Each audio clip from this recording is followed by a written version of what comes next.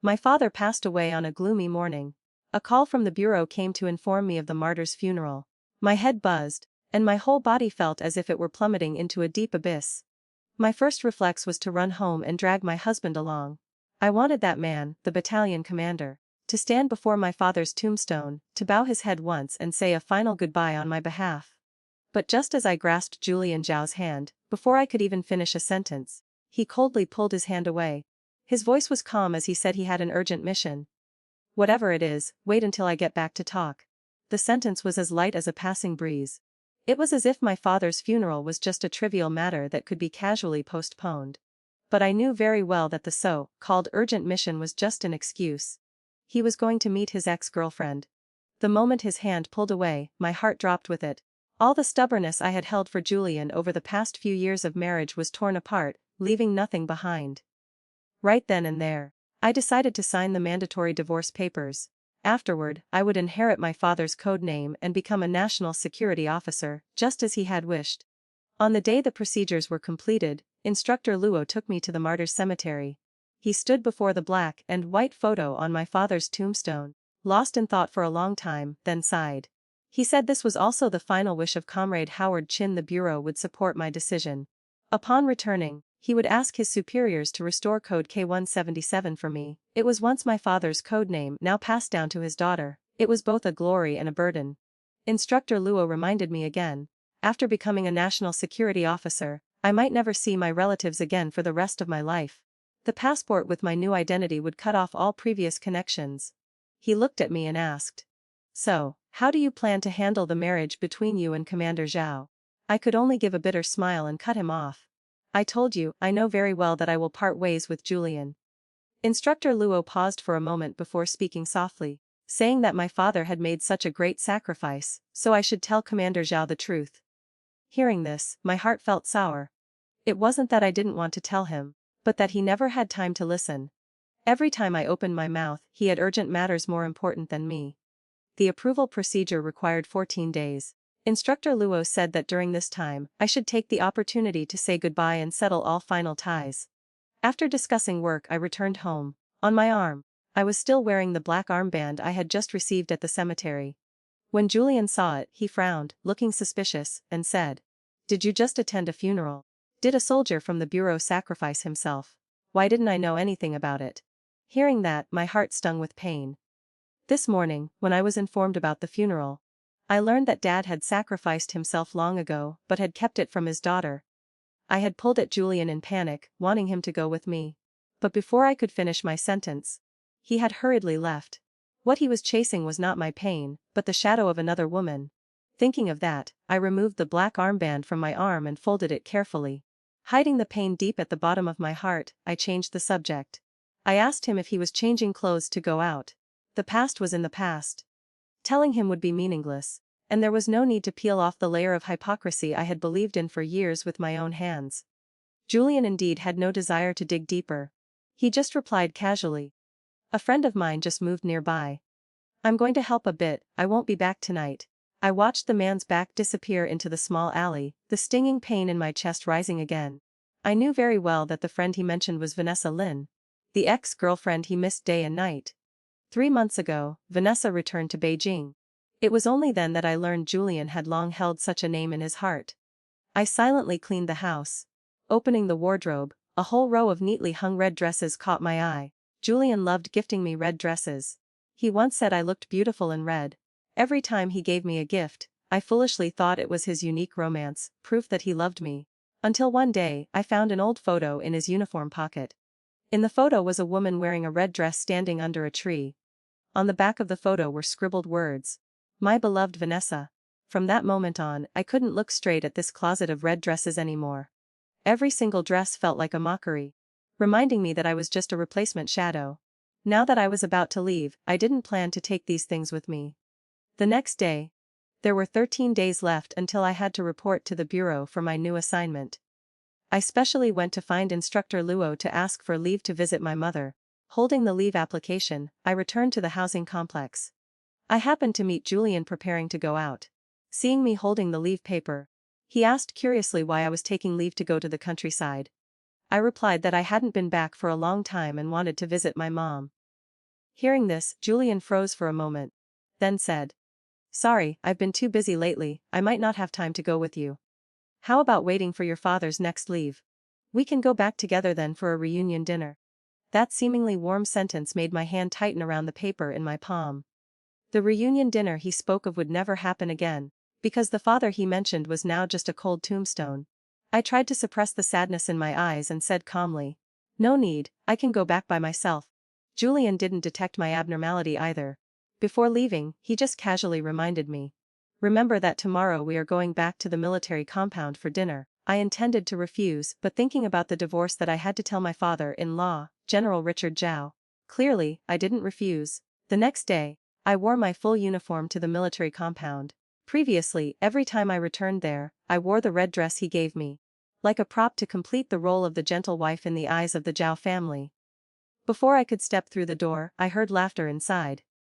A comrade's voice rang out, saying that Julian was truly blessed. Vanessa had returned to Beijing for him and wouldn't leave this time.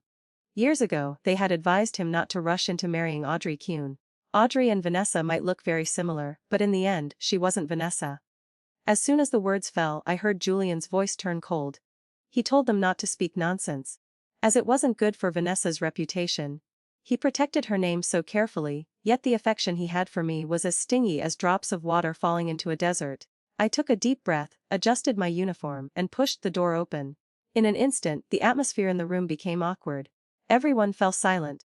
Only the sound of chopsticks clicking softly against bowls remained. Seeing me arrive, Julian asked somewhat suspiciously, "Why didn't you wear the red dress I bought you?" I was too lazy to explain, so I just said I had an unexpected mission and didn't have time to change. After speaking, my gaze swept over everyone. I knew everyone here, except for a woman in a red dress sitting next to Julian's empty seat. She stood up, holding a glass of wine, and walked toward me. On her lips was a gentle smile practiced over many years.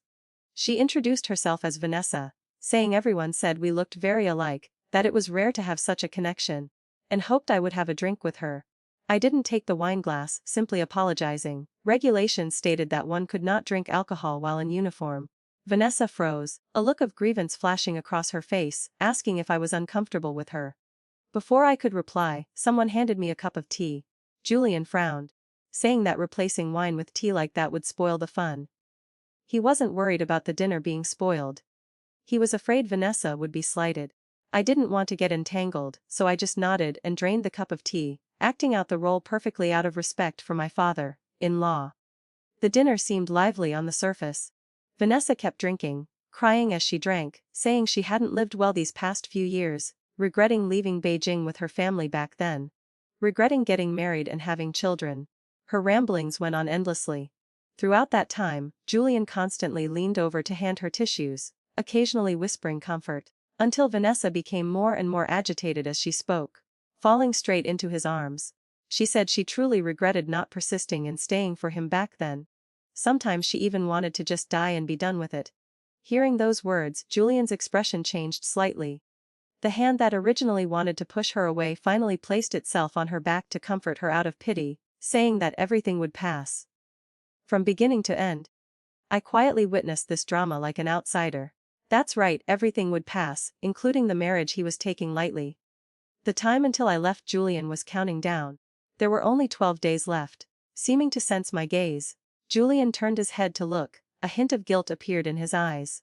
He said Vanessa was drunk and he had to take her home, telling me to wait outside for a moment, and he would return to the housing complex with me later. I nodded, but when I walked out of the military compound, I didn't wait under the familiar tree as usual. Instead, I turned in another direction, to look for General Zhao. Unfortunately, he wasn't home. I had to return to the housing complex alone. The road from the military compound home suddenly felt strangely long, every step seeming to move further away from my old life. Julian didn't return until the next morning. As soon as he walked through the door, he grabbed my hand, asking if I waited long last night. If I was angry, I just found it ridiculous. If he had guessed I wouldn't be comfortable, why did he still choose to stay out all night?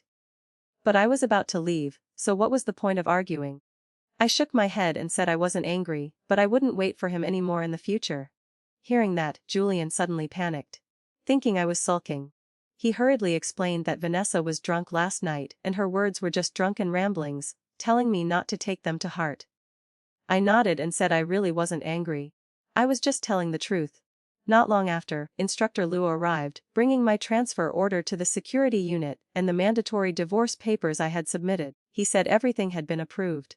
These documents needed to find General Zhao for a stamp. Saying that, he handed the file to me. Just then, Julian walked out of the room drying his hair. Hearing the words, stamp, he asked, "What do you need Dad to stamp?" I thanked the instructor, closed the door, and slowly replied that it was nothing, just an external mission that needed the general's signature. But Julian seemed to suddenly remember something. He asked, "Your birthday is this month, right?" Receiving my affirmative answer, he suddenly asked further, "What do you girls usually like?" I was slightly surprised. Every holiday he gave me a red dress, why ask this time? But I didn't think he was asking to buy a gift for me. I took the transfer order into the room, answering casually that silk scarves or necklaces would be fine. After that, for many consecutive days, Julian was busy to the point of disappearing. The countdown to my departure quickly dropped to just 3 days. I gave the meat ration tickets and the red dresses to the neighbor's sister-in-law, considering it a complete break from the color that had once made me delusional. I was planning to go to the department store to buy a set of skincare cream for my mother to take back, but I happened to run into Julian and Vanessa. That woman was wearing a tight, fitting red dress, her figure graceful, her face bright and radiant, and around her neck was a brand new red silk scarf, matching the outfit perfectly. Thinking of Julian asking about gifts that day, I immediately understood. It turned out the gift was prepared for Vanessa, not for the legitimate wife standing in front of him. The two people opposite also saw me. The smile on Julian's lips suddenly became awkward, but Vanessa took the initiative to step forward, saying that she had recently moved to the neighborhood near the bureau and raising a child alone was very hard, so luckily she had brother Julian's help.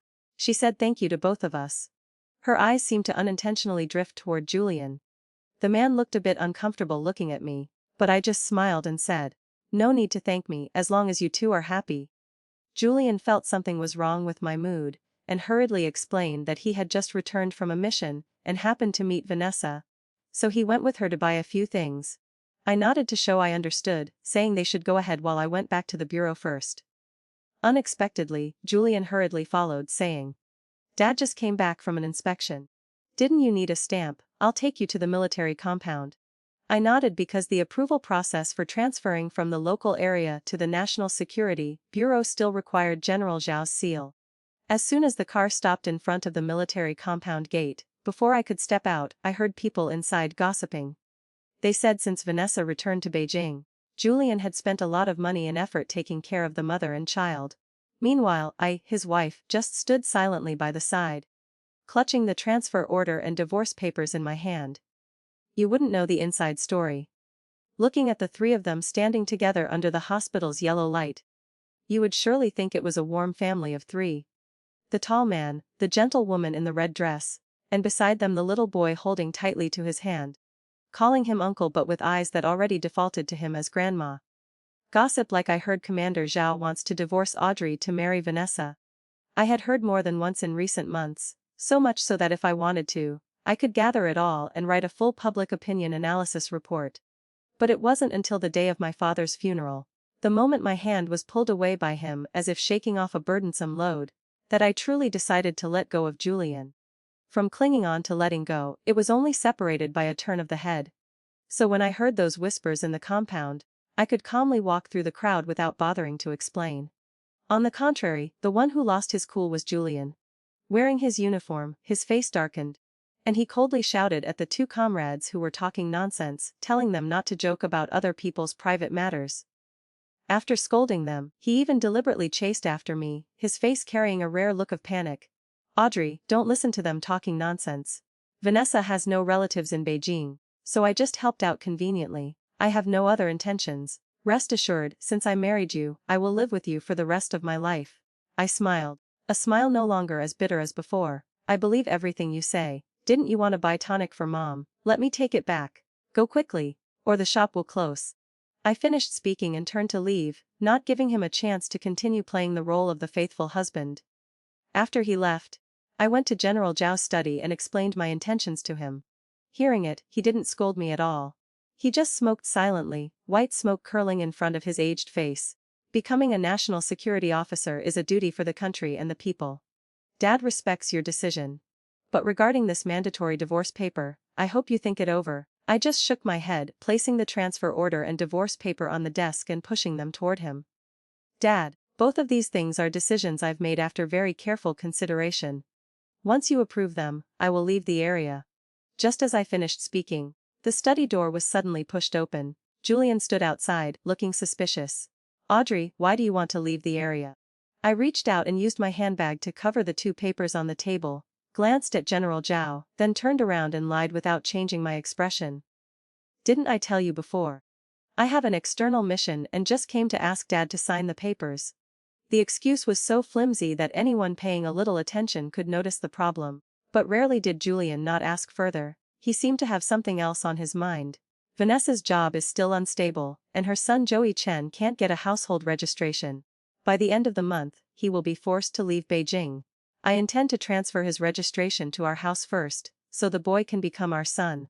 Before I could speak, General Zhao slammed the table hard. A loud thud rang out in the quiet room. What nonsense are you talking about? What does someone else's child have to do with this family? Julian choked on his words, but his attitude didn't yield. He wanted to continue explaining. General Zhao's face looked worse and worse, so I hurriedly pulled Julian outside. Dad, let us handle this matter ourselves. Only when we reached the door did I let go of his hand. My voice was as plain as water. Family matters are all up to you. Do whatever you arrange. Hearing this, Julian breathed a sigh of relief as if he had just received an amnesty order. You are always so kind. I knew you would agree. I'll thank you on behalf of Vanessa. I'm going to work now. I'll probably be back late today. Saying that, he hurriedly left again. His tall back disappeared quickly around the bend, never once turning back to look at me. Before I went home, General Zhao called me back and handed me the transfer order and the mandatory divorce papers, stamped in bright red. His seal was like a hammer sealing the coffin of this marriage. He just sighed, not offering any more advice this time, respecting my choice. I submitted the two documents to the organization, and it was quickly confirmed that I would report to the bureau on the 28th. My heart, taut as a string, finally relaxed. Only an entrance health check report needed to be supplemented when I arrived at the bureau. I returned to the housing complex with peace of mind, and treated myself to a rare, dreamless sleep. I slept until someone shook me awake, opening my eyes. It was already dark outside, the small lamp lit a pale yellow circle. Julian smiled, squatting by the bed. We've been married so long, this is the first time I've seen you sleep so soundly that you didn't know I called you several times. Sister Yu next door said you didn't eat lunch and slept all afternoon. I looked at the man's face in front of me, the familiar smile still hanging on his lips, a bit of joy in his eyes. A sense of alienation rose in my heart, but I still went along sounding a bit sleepy. Get up and eat. He pulled me up, his mood seemingly very good today. The usually taciturn man chattered endlessly this time. The paperwork is done. Vanessa wanted to thank you, so she specially ordered a specialty from Restaurant G for us. Come taste this coconut chicken soup. I specially chose a light flavor. You like bland food, right? I was dragged to the dining table by him. On the table was a pot of milky white soup, smelling faintly rich. He thoughtfully took bowls and chopsticks, ladled a full bowl for me and placed it in front of me, looking expectant. As if just one sip from me would make all misunderstandings automatically dissolve. I looked at the solicitous smile on his face, then looked down at the white soup, my voice calm. You specially ordered it for me, thinking I would like it. So why did you forget? I am from Hunan. I've eaten spicy food since I was little to ward off dampness. I don't like bland nutritious soup. Take this pot of soup to Vanessa, she will surely like it very much. Julian froze, the bowl in his hand trembling slightly. He put the bowl down awkwardly. Sorry, I didn't know, but he stopped halfway. Under my calm but sharp gaze, he suddenly couldn't continue. Married for 4 years, if he truly held that person in his heart, how could he not know his wife's taste? Such a small detail completely exposed who he truly cared about. He seemed to want to make up for it. Suddenly standing up and pulling my hand. There is a newly opened Hunan restaurant in the neighborhood outside the bureau. I'll take you there. This time you order. I pulled my hand back. No need, I have to go to the medical station for a health check at 8 p.m. But Julian, as always once decided, would not turn back. Without a word, he dragged me out the door. In the end, I was still taken to the Hunan restaurant. The small room was filled with the smell of stir, fried chili and garlic, the hot smoke making my empty stomach rumble immediately. I was too lazy to resist anymore. I sat down and ordered a few dishes. Unexpectedly, before the food could be served, Vanessa rushed over from the house opposite the restaurant, her eyes red, holding a child flushing with a high fever. Julian, Joey suddenly has a high fever and convulsions. I don't know what to do. Can you take us to the medical station? Julian's face changed immediately. Almost without thinking, he stood up. Only after taking a step did he seem to remember I was still sitting there, looking at me with guilt. Before I could say anything, he automatically called the owner. Sorry, cancel the food, we'll come next time. My birthday on the 28th was just a few days away. That day was also the day I reported to the bureau for my new assignment. By then, there would be no next time for him and me. But I didn't intend to expose him. I just looked at my watch, it's almost 8 o'clock. You take the mother and child to the medical station. I also have to go for my health check. Arriving quickly at the medical station, Julian carried Joey into the emergency room, while I went for my health check as per procedure. When I finished, it was past 10 p.m. Walking past the infusion room on my way out, I unconsciously looked inside and immediately couldn't take my eyes off it. The thin little boy was hugging Julian's neck tightly, his hand with an IV needle, his voice hoarse from fever. It hurts so much, Uncle Julian. I want you to stay here with me. Can I call you Dad? I held my breath, my whole body stiff, unable to lift my feet no matter what. My angle was just right to see clearly. Julian nodded without hesitation, his voice so gentle it felt unfamiliar to me. Of course you can. From now on, Uncle is your dad. I froze slightly. In the second year of our marriage, all the couples who got married at the same time in the housing complex had children. Many people also joked about urging us to have a baby. I had talked to him about this, but he used busy work and heavy missions as an excuse, saying it wasn't the right time. In the following years he didn't mention children again. I had naively thought that Julian didn't like children. But at this moment, the look on his face coaxing the child was so gentle. The movement of patting Joey's back was so skillful, making me understand that he wasn't against children. He just didn't want to have children with me. I withdrew my gaze, not wanting to watch any more. Just as I was about to leave, Vanessa's soft but triumphant voice rang out behind me. I only knew Julian was very thoughtful with me before. I didn't expect him to be so patient with my son. What do you think? I turned around to look at her lifting her chin, her eyes flashing with unconcealed pride.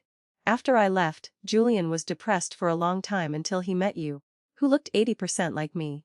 Not long after, he married you. Now that I'm back, as long as it's my business, no matter what he's busy with, he will come to help. Miss Audrey, you are a smart person. Surely you understand that you and Julian are actually not suitable for each other, right? I stood there silently listening to every word of her bragging. I didn't feel much loss in my heart. Instead, I felt a bit of pity. In Vanessa's eyes, a woman's glory relied on a man. The height of the man determined her value. Whoever won Julian won the victory. To put it bluntly, if I were a bit selfish and insisted on not signing the divorce papers, he would still be my husband for life. But that was no longer what I wanted. I was too lazy to argue with her, leaving only one sentence. Then I wish you fulfill your wish soon. After speaking, I turned and walked straight out of the medical station. The blessing sounded like bowing down in defeat. But the one who truly held the knife to cut off this relationship was me, not her. Arriving home, the leave paper approved by Instructor Luo was lying quietly on the table, stating clearly that I was allowed to go to the countryside tomorrow. I packed my luggage under the moonlight outside the window. My heart was both anxious and expectant. It had been a long time since I hugged my mother. Thinking that I would see her tomorrow, my heart ached with pain but felt warm. The next day, November 26th, there were only 2 days left until I had to report to the bureau. Early in the morning, I was ready to leave. Just as I was about to open the door, my hand hadn't touched the handle when I heard a click. The door was pushed open from the outside. Julian and I stood face to face, both freezing. The hallway light shone on the simple bundle in my hand. He looked over. Are you going back to the countryside to visit Mom today? Why didn't you take the functional foods I bought last time?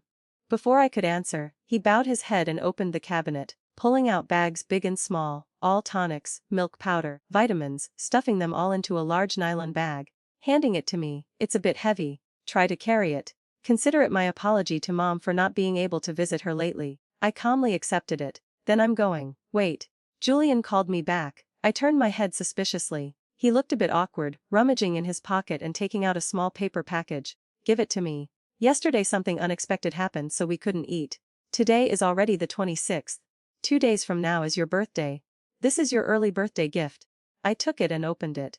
Inside was a red silk scarf, the pattern and color almost identical to the one on Vanessa's neck that day at the department store. My fingers tightened around the edge of the scarf. I couldn't help but look up at Julian.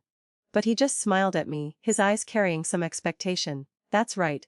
Before, every time he gave me a red dress, I was so happy I couldn't help hugging him, saying I liked it very much, and would be happy all day. But now, I really couldn't smile anymore. I stuffed the red silk scarf into my pocket and looked away. Thank you. Julian froze, seemingly not expecting such a bland reaction from me. He instinctively asked, "You don't like it?" A nameless panic seemed to rise in his heart, as if something had slipped out of control before he could realize it. I picked up the nylon bag, looking straight into the man's eyes, smiling faintly. "You're overthinking it. It's just that time is tight. I have to go." He didn't hold me back anymore, just standing at the door saying a familiar sentence. "Travel safely." I walked straight down the stairs. I could feel the gaze from behind hadn't been withdrawn yet, but I didn't stop. The mandatory divorce papers had been stamped. Officially, I was still his wife until the procedures were completed. But in my heart, Julian and I were no longer husband and wife. Thinking like that, the suffocation brought by the red silk scarf gradually dissipated, ending an unsuitable marriage. From now on, I would no longer be bound by these half-hearted feelings. After reporting to the National Security Bureau, I would wholeheartedly complete the organization's mission, dedicating myself to the peace of the fatherland. From Beijing back to my hometown, the distance wasn't actually far. But in 4 years of marriage, the number of times I went home could be counted on one hand. As soon as the bus arrived at the village entrance, I saw a small, thin figure standing at the end of the road from afar. On her back was an old bamboo basket. Her hands trembled as she pulled at the hem of her shirt, looking up toward the main road as if she had been waiting for a very long time. As I got closer, I could see clearly that large patches of Mom's hair had turned white. Her back, once straight as a bamboo stalk, was now slightly hunched. Only her eyes were as bright as before, wet with tears, staring straight at me. "Audrey, my daughter." "Mom, I'm sorry." I threw myself into her arms, crying as I spoke. Hot tears soaked the hem of her shirt, which had faded from repeated washing. Mom froze for a moment. Her thin shoulders trembled. Finally, she couldn't hold it back anymore and cried along with me. But she still tried to purse her lips. It took a long time before she could force out a complete sentence. "It's good that you're back. Let's go home. Mom will make dumplings for you to eat." I nodded furiously. Tears blurred my vision, but the corners of my mouth curved up very high. In my heart, there was a peace I hadn't touched in many years. It was as if just seeing Mom made all the grievances, all the troubles, all the torment from love, marriage, and work disappear. 2 figures, one tall and one short, leaned against each other walking toward the end of the village road. Our shadows stretched long on the ground, overlapping and separating, just like how we had been lost for so many years and now found each other again. Arriving home, I saw half a basin of white flour already kneaded on the kitchen table. Next to it was a bowl of minced pork, along with some fresh green onions, minced ginger, and fragrant fish sauce. My chest suddenly tightened. Although the family received a martyr's allowance, it was limited. This kind of fine white flour wasn't something one could eat every day. I didn't know how many ration coupons or how much meat Mom had exchanged with others to get a basin of flour like that. As she wrapped the filling, Mom said happily, "Today we eat meat dumplings. Tomorrow you will have strength for your journey." I took advantage of the moment she wasn't paying attention to stuff the stack of ration coupons I had been issued under her pillow, considering it a small compensation. Then I rolled up my sleeves and went into the kitchen to help. While shaping the dumplings, Mom secretly stuffed a coin inside, smiling as she spoke. "Whoever eats the one with the coin will have blessings, peace, and smooth sailing for a lifetime." I lowered my head, my fingers fiddling with the edge of the dough. The feeling of guilt became thicker and thicker. My eyes blurred with tears. Mom had sacrificed so many years and endured so much hardship. In the end, she only hoped for her daughter to be safe. While I was about to step onto a path where even I didn't know if there would be a day of return. That whole day, I clung to Mom.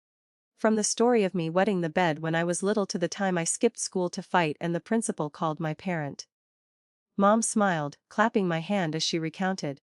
I also told her stories from the unit, stories about training. And the first time I fired live ammunition with hands shaking so much I couldn't hold the gun stock steady. Both of us intentionally avoided saying the word separation. But the sun still had to rise on November 27th. The countdown to the day I reported to the National Security Bureau was only one day left. Early in the morning, Mom turned the whole house upside down, stuffing things into my bag. Her mouth kept mumbling, "This is homemade chili sauce, you like spicy food. Your cooking skills aren't good, just mix this with rice and you can eat a big bowl. This is dried wild vegetables Mom dried herself. And these sweet potatoes, they are very sweet, Mom roasted them for you to take along and eat on the way." In no time, the bag was stuffed full, nothing more could fit. "Why didn't you bring a bigger bag? Mom even wanted to stuff herself in there for you to take along." Mom spoke half jokingly, half seriously, just that one sentence. My tears immediately gushed out. Luckily, Mom was still bowing her head packing and didn't see clearly. I hurriedly wiped them away and forced a smile to interrupt. "Okay, Mom knows everything. Taking Mom along is enough." Mother and daughter looked at each other and then turned away together. It was still a distance to the bus station at the head of the village. Mom's legs weren't good, walking for a long time would hurt. I didn't let her see me off anymore. "Just up to here, Mom." "Go back," Mom nodded. Her mouth said she couldn't bear it. But her back was hunched and couldn't straighten up. She reached up and used her thin fingers to rub my face, as if wanting to memorize every feature. "Take good care of yourself when you get to the National Security Bureau. If you're free, come back to visit Mom. I'll wait for you at home." Yes, I felt my nose sting again. When Mom withdrew her hand, I immediately turned and walked away, not wanting to let her see my red eyes. Behind my back, I felt a gentle push. Her voice was choked, but she still tried to sound cheerful. "Audrey, just keep walking forward, don't look back." I shouldered the bag, suppressed all my tears, and didn't look back, only raising my hand to wave vigorously. The early wind blew cold against my face, but my heart was burning hot. Returning to the housing complex, Julian still hadn't come home. I opened the door to a quiet, cold room. I cleaned up once from inside out, as if clearing away the final traces of this marriage. "Wait a moment. I have to order an egg tart for my sister. She just returned to the country, she surely can eat it." Gabriel Shen's eyes trembled slightly when he heard me say that sentence. "After the superiors let you go to Thailand to find my sister's body. The remains had long been brought back to the country. The name sister was now just a cover. I intentionally mentioned it just to make sure the person approaching felt safe. Our sister tonight was not a member of the Shen family, but someone else. And the only other person related to the word sister was the kidnapping gang from that year. 3 years ago, after Gabriel Shen acted on his own to release a group of kidnapped people according to an agreement, he and I were chased everywhere. Afterward, I contacted the military district asking for support to raid a series of dens because Gabriel's sudden action had alerted the enemy. That time, although many people were caught, the mastermind behind it had fled far away. Today, among the 2 people who just walked into the cafe, I recognized one of them with just a glance. Tony Wu, the final boss of the kidnapping ring, known in the underworld as Scarface.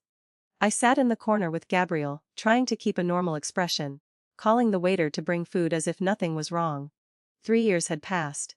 I wasn't sure if the opponent still recognized me or not. But my undercover experience told me I absolutely could not be careless. I had to find a way to notify the people from the military district to come here. Gabriel's eyes flashed. He had also thought of that. He mouthed to me, "Scarface." I took a sip of coffee and nodded very slightly. That's right. Tony Wu had a long scar on his forehead, memorable at a single glance. It was also thanks to the scar in that special position that I immediately recognized him. "Let me go to the car to get something. You wait here, don't move." I lowered my voice. I didn't dare let Gabriel go. That year he directly participated in the case and was the one negotiating. Even if Tony Wu turned to ashes, he would recognize Gabriel. But I was different. When undercover, I intentionally made myself look ugly, kept short hair, wore thick glasses, and dressed like a country secretary. Everything was a disguise. Although I couldn't guarantee he wouldn't recognize me at all, compared to Gabriel, I was still much safer. I slowly put down the coffee cup, stood up, and turned toward the door. Gabriel's heart beat fast, the cup in his hand almost crushed. In his eyes, Audrey with her current appearance was too prominent. Her sharp temperament and bone structure, even if hidden, were still striking. He was afraid that an old fox like Tony Wu would recognize her if he looked closely. More importantly, this type of person absolutely never went out empty-handed. He definitely carried tools on him. Sure enough, from the moment I stood up, I felt a gaze sharp as a knife from the opposite side projecting onto my back. Just as I got close to the door, Tony Wu's hoarse male voice suddenly rang out, emphasizing every word. "Stand still." My footsteps stopped instinctively. My eyelids trembled and I cursed silently in my heart. Damn it, we had never officially known each other. How did I know who he was calling? I shouldn't have stopped. Just then, the wind chime hanging in front of the door rang. The door was pushed open from the outside. I was stunned. It was Vanessa. She also froze when she saw me sitting in the shop, the jealousy in her eyes almost spilling out. Vanessa looked down at the outfit on her body. The old Viscaro coat was originally a costume she had worn in a famous propaganda play. 2 months ago, the shoulder pad inside was damaged when washing, so she removed the other one as well. Now it looked even more awkward. Meanwhile, the long white dress and simple trench coat I was wearing were styles only stars on TV usually wore. I used to be a girl from a district town who knew nothing about fashion. But these past few years, being issued uniforms, having missions interacting with international delegations, and working abroad, my aesthetics had also changed, adding a bit of temperament that she couldn't imitate. Vanessa ground her teeth in her heart. For 2 years in the art troupe, the salary was low and the work was heavy. She still had to raise a child. Even if she had fabric coupons, she didn't dare to order fashionable clothes, let alone step into the trendy tailor shops on the street. She lived so strugglingly. Why did Audrey get better and better? Standing in front of her was even more blinding. The resentment in Vanessa's heart surged. But she still raised her chin, trying to maintain a bit of self-esteem, walked into the shop, headed straight to my spot, and smiled. Comrade Audrey, right, long time no see. She didn't notice Gabriel sitting behind, nor did she realize who he was. She only thought I came alone. Her tone still the familiar sarcastic mockery. What's the matter? Knowing Julian promised to have dinner with me today, so you deliberately sat here waiting beforehand. I originally didn't want to get entangled with Vanessa. Hearing Julian's name, I instinctively intended to walk away. If Julian came here and they controlled Tony Wu together, that would be best. I also wouldn't need to leave Gabriel facing it alone. But the current situation didn't allow me to leave the table immediately. I couldn't be sure if those two carried weapons or not. Acting rashly could easily cause panic in a public place. There were still many innocent people in the shop. If I stayed to hold them back while Vanessa went to report to the military district, that would be even better. This place wasn't far from the military district. If people arrived quickly, they could catch them all in one net. While turning back to the table, I glanced at the two men. Indeed, they weren't looking at me anymore, just bowing their heads to call the waiter. The danger was temporarily relieved. I stole a glance at Gabriel. He received the signal and nodded slightly, his eyes relaxing a bit. Is Julian on leave or on a business trip today? I asked. My voice was calm like a conversation. I meant to know if he was departing from home or the military district to guess the support plan. But clearly Vanessa didn't understand the intention. As soon as she opened her mouth, it was a disdainful bragging tone. The art troupe is very busy. I only managed to get today off, so Julian hurriedly made an appointment with me, so he came directly from the military district. I looked at my watch.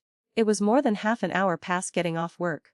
Based on previous times, I unconsciously noted that if there were no sudden missions, Julian would probably arrive at the restaurant in about 5 minutes. I immediately abandoned the idea of asking Vanessa to run to the military district. It was too stupid to believe she would do it. If I left the shop now, I could very likely intercept Julian on the way and tell him to call for people. Sorry, I have work. Julian hasn't arrived yet, what's your hurry? Sit with me for a while. Vanessa glanced at the watch on my hand, her eyes flashing with jealousy and contempt. She understood very well that if she let me go first, the old drama could totally repeat itself. In the middle of the night, using Joey's illness as an excuse to drag Julian away, leaving him to abandon me alone. In the past, she used that trick to drag him away from my house. Today, how could she let me use it again on her? Vanessa directly pulled my hand and pressed me down onto the chair, smiling falsely yet venomously. I didn't expect that after 3 years, you Audrey, would still be here. I thought hearing that the two of us divorced, you would have gone somewhere out of sight. Since you're already divorced, why come back? Yeah, long time no see, I replied calmly. Not bothering to fall into the trap she set. My eyes still glanced toward the glass door. In my head, I quickly outlined another plan. Wait for Julian to arrive. The seat he sat in would face Tony Wu's back. He could clearly see every movement at that table. If he saw an opportunity, he would act. Thinking so, I wasn't in a hurry to leave anymore. Knowing I didn't like bitter coffee, Vanessa was especially kind.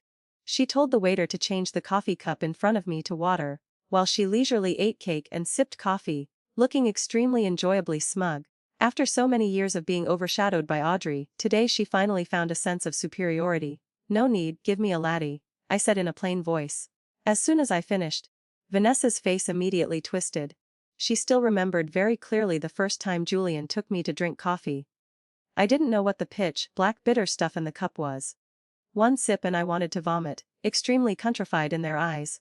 Why could I now calmly call out the name of each type? Watching me slowly pour milk into the cup, stir it, and add half a spoon of sugar, her face could almost no longer hold it together. "I heard that Officer Chin had a hard and dangerous time abroad for 3 years. I see it wasn't really so. You even know how to drink coffee now. I thought you would vomit like the first time." Before I could reply, I saw Gabriel look up, his eyes cold as ice sweeping over her once. The coffee was what Gabriel took me to drink cup by cup, patiently helping me find the flavor I liked. In the second year, I was still working as an undercover secretary next to a corrupt businessman. With the identity of an intellectual newly returned from abroad, not knowing how to drink coffee was unacceptable in their eyes. I looked away, taking a small sip. "Everyone changes eventually, Miss Lin." I didn't know where that simple sentence poked in Vanessa's heart. Her face stiffened momentarily. The smile on her lips seemed blown out by a cold wind. Her expression suddenly changed. The awkward smile on her lips vanished. She slammed the coffee cup down on the table with a clatter. Her voice became sharp as a screech. "You think you're so great, just because you were undercover in Hangzhou 3 years ago and solved a few big cases, so what? A little merit and Julian will like you." "You're right, everyone changes. But even if he doesn't like me anymore, he won't get back with you." I froze slightly. The word Hangzhou fell into mid-air, heavy as a stone thrown into a calm lake. Ripples spread straight to where the two men were sitting in the opposite corner. Sure enough, I saw Tony Wu and the subordinate next to him look up simultaneously. Their eyes sharp as drills swept toward this side. Hangzhou was his old territory. For 3 years the only major case cracked there was his kidnapping ring. Truly stupid beyond measure. I cursed silently, my pupils contracted, carefully observing the movements of those two. Meanwhile, Vanessa was still screaming, her emotions slipping out of control. "So what about your father's funeral? Wasn't that still less important than my return to the country? What do you think you are? If you know what's good for you, get lost. Don't hover in front of Julian anymore." Mentioning Dad, my face became even more unsightly. I gritted my teeth, my voice deepening. "I hope you remember carefully, military regulations prohibit discussing military matters outside." Vanessa snorted coldly, disdain clearly showing on her face. I didn't respond. My eyes were glued to the other table. Tony Wu's right finger slowly reached into his jacket pocket. My pupils narrowed to the size of a needle tip. Reflexes went ahead of consciousness. I jumped up, using all my strength to push Vanessa's shoulder hard. She didn't understand what was happening, staggering and falling onto the chair. I crouched down on the ground, shouting a piercing scream, "Everyone get down." The moment the shout rang out, a gunshot exploded, tearing through the air. A scream from Vanessa was cut off in her throat, turning into a frantic shriek. The entire Western restaurant, originally noisy with the sound of cutlery, fell into chaos in the blink of an eye. Chairs fell, tables overturned, glass shattered loudly. People screamed wildly, rushing toward the door outside. Julian had just got out of the car. He was about to open the door for the little boy in the car when he heard a bang and froze. It was a gunshot. Why was someone shooting here? Vanessa was still inside. Julian immediately closed the car door, instructing Joey in the car not to get out, then rushed like the wind toward the Western restaurant door. People inside were jostling to run out. Blocks of people like a flood spilled through the door, jamming him outside. Not even half a body could squeeze in. "Murder, it's a gunshot, help." Amidst the chaotic gaps, he managed to see a familiar figure fall to the ground. "Audrey." Inside Julian's head there seemed to be a buzzing sound. All surrounding sounds suddenly became blurred. Only that image remained. In the Western restaurant, I quickly looked up toward Tony Wu. The gun in his hand pointed in this direction again. I only saw Gabriel suddenly rush up, kicking the gun out of his hand with one kick. A second gunshot rang out piercingly. The bullet lodged in the ceiling. Dust fell scattering onto everyone's heads. I jumped up, intending to rush over to support, but was grabbed tightly by the ankle by a cold hand. Vanessa, she was an art soldier. From childhood to adulthood, apart from practicing dance and drama, she had never seen such a bloody scene. Her eyes were wide open, whites clearly visible. Her whole body trembled, her voice choked. "Save me. Save me." I glanced quickly at Gabriel. He was controlling one man but was being punched and kicked by the other. He had already taken 2 punches to the face. Blood oozed from the corner of his mouth. The situation tilted heavily toward the opponent. Tony Wu cursed and rushed forward, picking up the gun from the ground, furiously swinging a punch. Damn it, I said you two looked familiar. So it's the two dead dogs who made me lose 300,000 that year, you know that. Lance, kill him. Gabriel hadn't fought directly for many years. These past few years he had only commanded from behind. At this moment, being besieged by two muscular men, he fell even more into a disadvantageous position. The one whose hands he locked in front roared. The other one, Lance, clamped his two shoulders tight from behind. Tony Wu raised the gun, using the still, hot barrel to pat Gabriel's face, laughing hoarsely. Quite handsome. Pity your face will be smashed in a moment. Gabriel's eyes were still cold as ice. His two locked hands suddenly went slack. He fell backward, borrowing the force to pull Lance down with him. In that moment, he sprang up like a spring. His right leg kicked hard at Tony Wu's hand holding the gun, shouting toward me as he kicked. Audrey, catch the gun. I rolled once on the ground. My hand catching the gun grip sliding on the stone floor. I took advantage of the momentum to grip it tight and cock it. The cold muzzle aimed straight at Tony Wu's forehead. Don't move. The situation reversed in just a few seconds. Vanessa was pushed back into the corner by the crowding flow of people. Unable to get out, she hurriedly pulled a chair to block in front. Trembling and crying, she looked up and saw Julian being held back by the crowd outside the door. Tears immediately poured like rain. Julian, hearing that, I only glanced slightly at the door and immediately withdrew my gaze. Because right at that moment, the situation turned around again. Lance let go of the hand clamping Gabriel, pulling another gun from behind his back. The movement was extremely fast. The black, cold muzzle aimed straight at me. Julian saw the sharp look in his eyes clearly through the gap. His pupils contracted. Audrey, be careful. Bang, bang. Two gunshots rang out almost simultaneously. Gabriel was knocked to the ground, unable to get up in time. Only able to stare wide-eyed as the bullet left the barrel. Everything seemed to switch to slow motion. Thwack. The burning smell of gunpowder mixed with the thick scent of blood. The sound of the bullet piercing through flesh was heard as clearly as if it were plugging into my own ears. The moment I turned my head, my body turned with it but still couldn't dodge in time. Lance's bullet pierced straight into the shoulder holding the gun. A stinging pain spread like burning fire. My hand almost couldn't hold steady. The recoil made my whole body lose balance, falling backward. But my bullet had flown first, roaring through the air, piercing straight through the arm holding Lance's gun. Blood splattered. The gun fell to the ground. Commander Zhao, arrest him. I gritted my teeth and shouted. The people crowding the door had all run out. Julian finally rushed in. Just in time to see me gritting my teeth, blood soaking my shoulder. But still raising the gun again, aiming straight at Tony Wu's calf as he intended to rush toward the back door. Bang! The bullet hit his calf with almost absolute precision. The sound of bone breaking rang out dryly. Tony Wu gave a pathetic scream and collapsed on the floor. Julian! Vanessa rushed out from the corner, hugging Julian tightly, burying her face in his chest and sobbing. Julian's eyes were glued to me as I struggled to stand in the pool of blood spreading on the floor. Audrey, are you okay? But Vanessa's body was almost hanging on him, clinging so tightly that he couldn't move. She cried until her whole body trembled. Julian had to bend down to check if she was injured. Determining she was fine, he intended to run over to me. But someone was one step faster than him. Gabriel staggered up, although his face was bruised and the corner of his mouth was torn. He still rushed straight to me, picking me up in his arms. Don't move, you've been shot. As Julian wanted to chase after us, his sleeve was grabbed by a bloody hand. Commander Zhao, arrest him. Gabriel's voice was hoarse but extremely serious. I also turned my head and repeated it once more.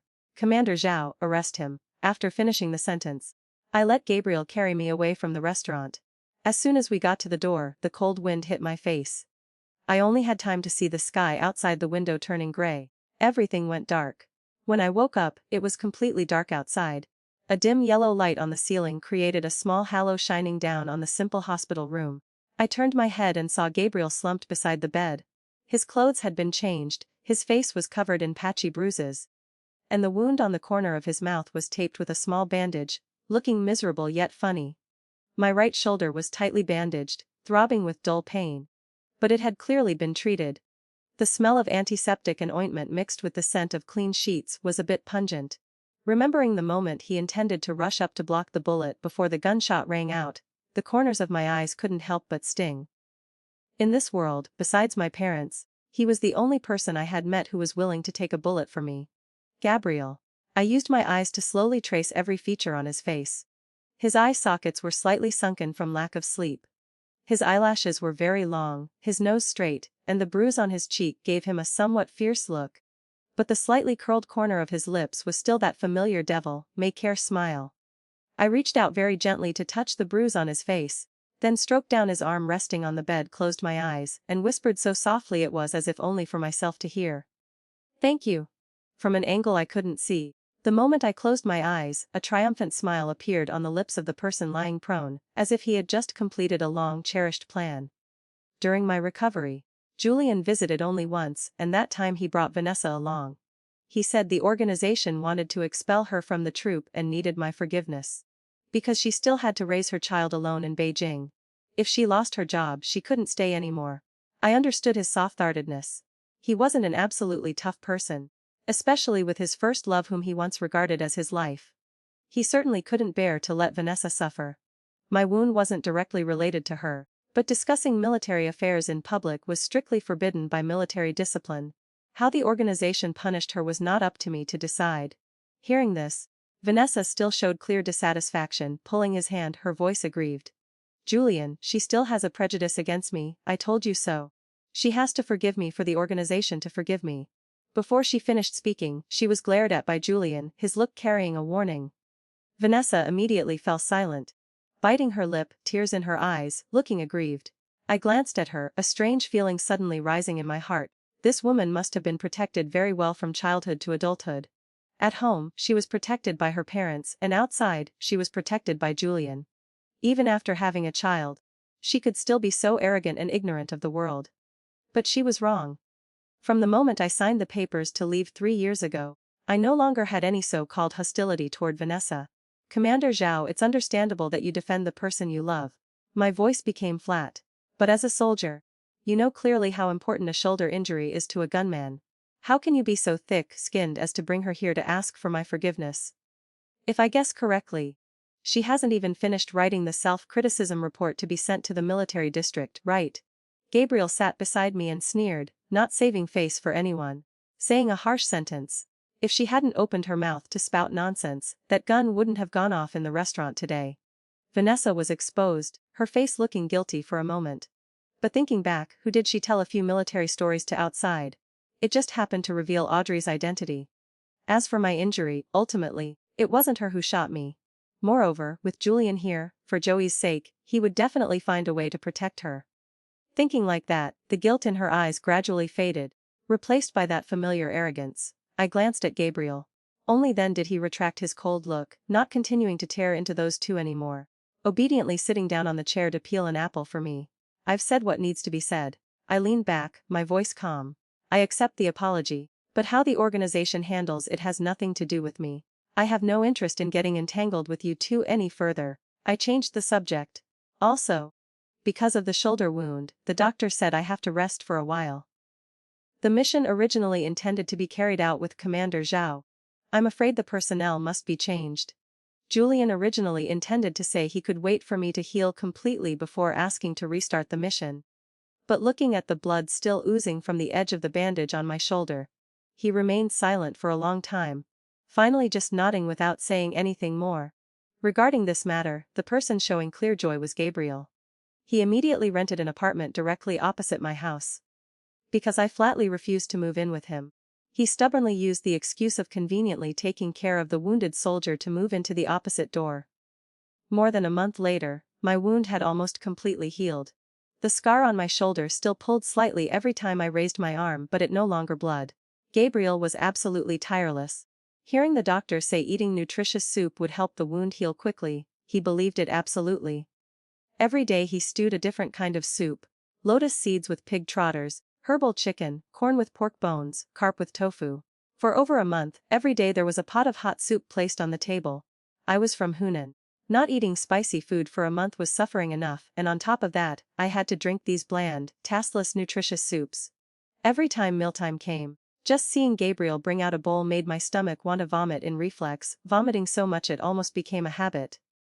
Today, as soon as I saw him walk in with a radiant face, holding a steaming porcelain bowl in his hand, I almost kneed him in the face and kicked him out.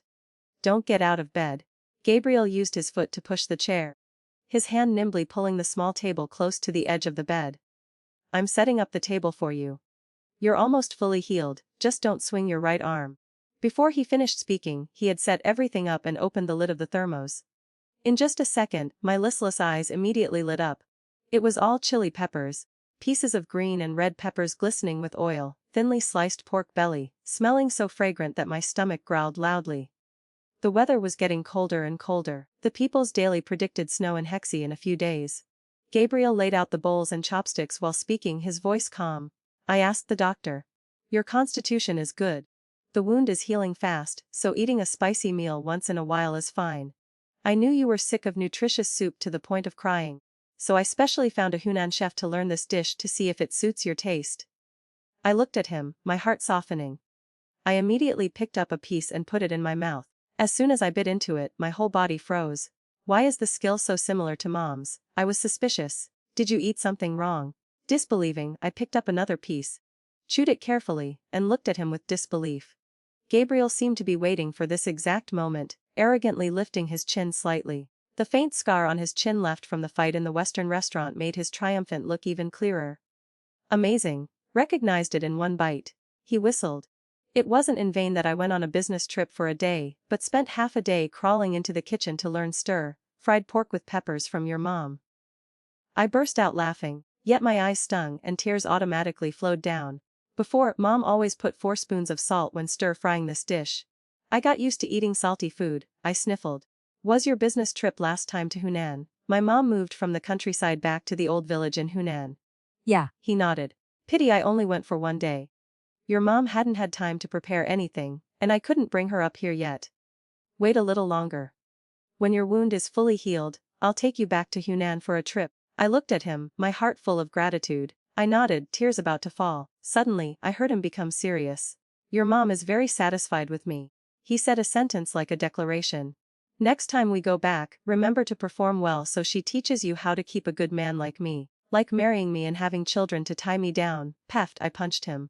Not light, not heavy, mainly to reduce the awkwardness. Gabriel still smiled triumphantly. Hit me. Since that time, I run 5 kilometers with weights every day. My muscles are rippling. Don't look down on me. Don't think technical soldiers are weak. I originally planned to ask for leave to take him back to Hunan for a proper introduction after my wound healed completely. But plans never kept up with changes. On the day my leave was approved, before I could pack, an urgent call from the organization came. Heavy rain in Hexie caused earthquakes and flash floods. Return to the team immediately and depart with the rescue squad. The person on the other end spoke very fast, giving me no chance to hesitate. Hearing this, Gabriel also understood the severity. He quickly helped me stuff a few sets of light clothes into my backpack, then helped me fasten my seatbelt, his voice deepening. You must pay attention to safety. I nodded, having no time to say more, turned around and ran straight to the military district, got on the rescue truck, and traveled all night to Hexie. Unexpectedly, as soon as I stepped onto the truck, amidst the rows of people sitting straight on the iron benches, I saw a familiar face.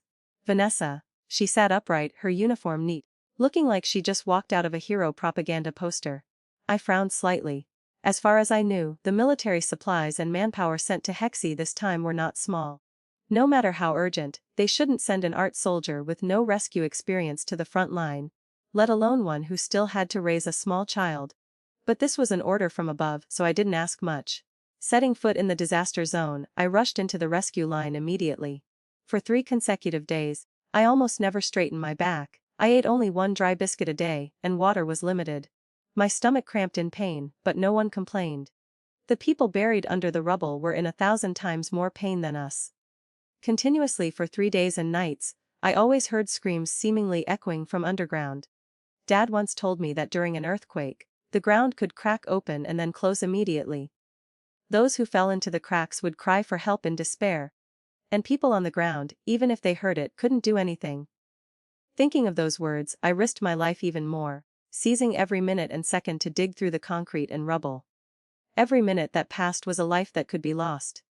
That night, I returned to the rear station from the buried area, my lips cracked, my hands shaking from hunger and cold. A teammate shoved a small bag into my hand. Eat a little. I opened it. Stunned with surprise, soft cake. In this situation there was still cake. Not the type of dry provisions hard as stone, but cake made from white flour with a thin layer of sugar on top.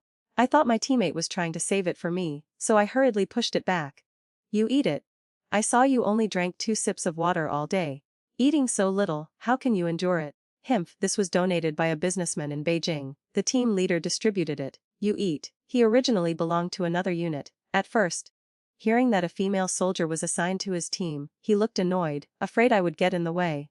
Over the past 2 days, seeing me digging bricks and carrying stretchers no less than the men, his attitude had completely changed. You are even better than my previous female teammate. He shook his head while drinking water. She was also a female soldier, but carrying 2 bricks made her gasp for air, saying she had no strength. I asked directly, and it turned out she was an art soldier sent by some commander to get some credit. Waiting to return to be rewarded collectively. Didn't see any talent. Only saw her knowing how to apply lipstick.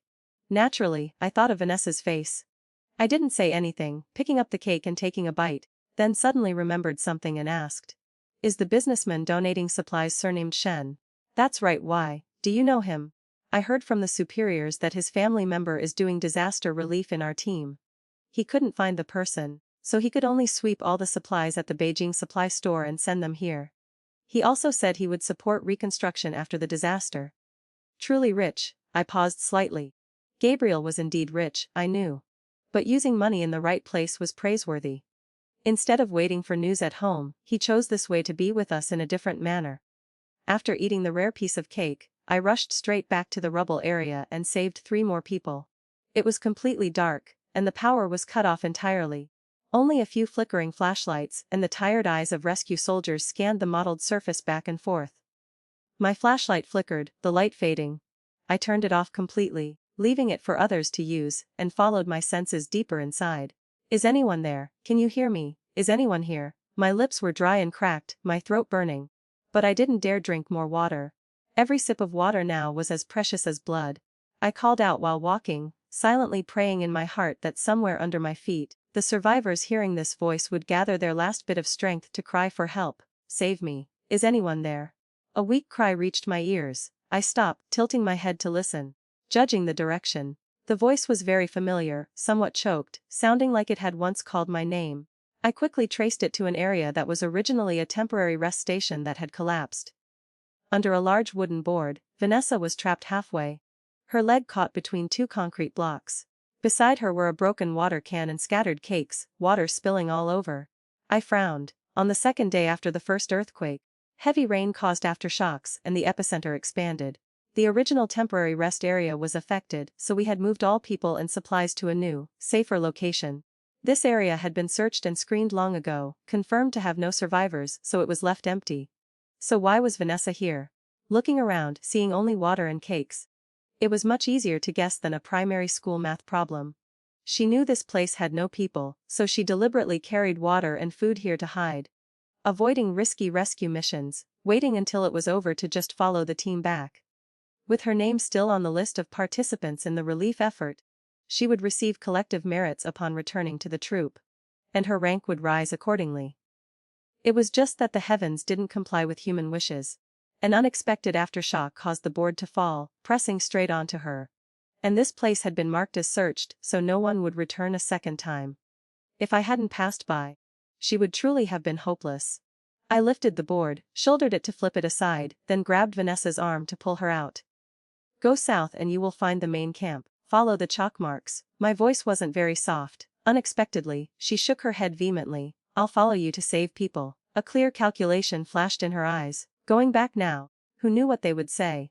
Better to follow me for a while, waiting until someone saw us before returning. By then, she just had to say she had always been with Comrade Audrey on the front line, and her reward list would be guaranteed to be a level higher than others. I glanced at her, determining she wasn't seriously injured, and didn't bother to argue. One more person saving meant one more pair of hands, regardless of the purpose. We hadn't gone much deeper when we heard a weak cry for help. It was a boy's voice. Save me. I hurriedly ran over and pressed my ear to the ground, listening for the location to determine the direction, then started prying up each small concrete slab. Lifting a board, just as I was about to pull it completely away, a heavy object pressed down on the other end, accompanied by a groan. Ah, it hurts. Is anyone there? Save me. This voice was strong, still having enough energy to shout loudly. Hearing my voice, the person became even more agitated, almost crying. Save me first. Over here, I can't take it anymore. I reassured him, don't be afraid. I'll think of a way to get everyone out. As soon as I finished speaking, I saw Vanessa lifting a stone on the adult's side, preparing to pry the board over there. I hurriedly grabbed her hand, my voice stern. What are you doing? Didn't you hear there's a boy on the other side? As if to prove it, a very soft groan rang out from the other side. Weak to the point of being almost inaudible but still there. Vanessa immediately retorted loudly. Don't you hear that this side is more critical? This person can still shout loudly, proving he is pressed more heavily in more danger. As for the boy, you saw it too, his voice is so weak. Even if rescued, can his life be saved? She looked at the pile of stones, frowning. Anyway, we can't save two people. Saving one is already accumulating merit. I didn't bother arguing logic with her. Before I lead people back, do not touch any stone here, I said sternly. Calling a few more people to lift together, we can save the adult on this side and lift the stone on the other side. All lives are equal, we can save two. So never save just one. My mind calculated very quickly. I wanted to let her go back to call for people but worried she would get lost, or deliberately walk slowly, or forget the original purpose along the way. I couldn't gamble the lives of two people under the rubble on her irresponsibility. Thinking so, immediately after speaking, I turned and ran toward the main camp. In less than 2 minutes, I pulled 4 soldiers from my team back. They had just picked up water bowls and hadn't even had time to drink. Hearing me say there were survivors, they immediately threw everything down and ran like the wind after me into the rubble area. But when we arrived, the scene before us made my spine go cold. Vanessa was supporting a tall man, sweating profusely, but unable to hide the triumphant look on her face. Her hand was even holding a water bottle to his mouth for him to drink. Seeing me, she laughed loudly. See, just a stone like this, why bother going back to call people? I pulled him out alone. The person is rescued, you making a fuss just wastes time. I almost wanted to roll my eyes in anger, pointing straight at the large stone from earlier. Lift this stone fast. Vanessa rolled her eyes, saying sharply. Then who will take this person back to the main camp? I still have to continue searching, I'm not free. Not a single one of the accompanying soldiers bothered to reply to her. Everyone immediately ran after me to the large stone. 3 people lifted at the same time. Under the stone were countless fragments. On the pile of rubble was a tiny hand, fingers crushed, blood still oozing out. The small body of the boy lay curled up under the layer of bricks. At this moment, the boy's eyes were tightly closed, his tiny body limp, showing no movement. His thigh was pressed by a stone, almost crushed flat. Watching it made my heart constrict. My fingers trembled, but I still tried to steady them to place on the fragile corroded artery. A weak, slow beat transmitted to my fingertips. Still alive, lift him gently. I lowered my voice to coordinate with my teammates. Slowly moving the stone aside and lifting the boy out of the rubble. I used my sleeve to wipe the layer of dirt off the tiny, blackened face. A hint of suspicion flashed through my eyes. Why does he look so familiar? Those vague features, the eyebrows, the small nose, it seemed I had seen them somewhere. Vanessa was initially standing by with an indifferent and disdainful look. But when she saw the boy's face clearly, the expression on her face immediately collapsed. As if someone had drained all her blood, she rushed over, staring at the dirty face, tears bursting from her eyes like a broken dam. Joey, wake up, my son, it's Mom, Joey. The boy in my arms was snatched by her into an embrace, hugged so tightly I almost couldn't pry him loose. Hurry, take him to the front for the doctor to treat. I frowned and reminded her, my voice heavier than usual. Hearing that, Vanessa carried her son and ran toward the lights, her body stumbling, covered in dirt and blood. No longer having any trace of her high and mighty appearance. Looking at the backs of the mother and child earlier, I felt a bit sour in my heart. Those small features, looking closely, I suddenly understood why they looked familiar. It turned out to be Joey, the boy who used to sit behind Julian's bike, always calling him Uncle Julian with a clear voice. I didn't follow. I continued with my teammates to turn back into the rubble area, searching until morning. During that time, I didn't see Vanessa again. I heard she had asked for special privilege from the organization, immediately dispatching a car to take her and Joey out of the disaster zone, straight to a superior hospital in the city. 3 days later, the rescue work ended. Gabriel arrived in Hexie. On paper, he was in charge of the post-disaster resettlement project. But as soon as he got out of the car, he walked straight toward where our troops were stationed.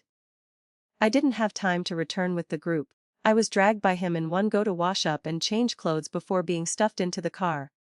Without a shower, I definitely won't let you in the car. He drove and nagged. You don't know. Before your side finished the rescue, the government banned outsiders from entering the disaster zone. Even saying I was a volunteer delivering supplies didn't work. As soon as there was a chance, I drove all day straight here. Ah, have you eaten the cake? I bought all the cakes in Beijing to send there. How many did you eat? He kept talking tirelessly. I leaned back in the seat listening to his voice steady like distant rain. Before I could answer a single sentence, I fell asleep without knowing. Hexie hadn't fully restored water and electricity yet. I hadn't washed thoroughly, between my fingers, there was still blood mixed with dried mud. Gabriel stopped the car. Leaned in to sniff gently, and couldn't help frowning, still dirty. But my Audrey is still fragrant. He secretly kissed my cheek and happily drove back to Beijing. Only heaven knew that these past few days he hadn't eaten well or slept well, waking up countless times in the middle of the night. In his dreams, it was always scenes of me being injured amidst piles of concrete. Arriving home, I washed up, collapsed onto the bed, and slept straight until mealtime. I was woken up by him to eat a few bites and then slept again. 2 days and 2 nights, to the point that when Gabriel was preparing to drag me to the hospital, I finally woke up completely. How long did I sleep? My voice was still sleepy, asking while reaching out to pull the curtains. Very long, very long. He looked at me. Dark circles under his eyes were distinct. I glanced at him, turning my head to look out the window. The window was tightly closed, and there was no snow outside. I didn't know if it was sunny or gloomy now. What's the weather like outside? I asked casually. It had been a very long time since I had such a deep sleep. It felt like now I could carry heavy weights and run a 10 km cross country without any problem. Didn't you sleep for a whole year? Seeing me truly startled, about to throw off the blanket and jump down, Gabriel hurriedly held me back, laughing until his back bent. Tricked you, I punched him. This time it wasn't heavy, but very precise. Winter passed very quickly, and Tet was approaching. After I returned to the unit to report, the organization approved my leave. I wasn't in a hurry to return to the countryside immediately. Waiting for Gabriel to resolve company matters. Last time he came for an introduction empty-handed, bringing nothing decent. This time he had to prepare properly. He picked up meat for me while calculating. Does your mom still have any complaints about me? My skill in making stir-fried pork with peppers is now exactly like hers. When we get back I'll make 2 plates to see if you can distinguish them. Ah right. Malt milk needs to be bought, a few more cans, and some goat milk brought back from Hong Kong.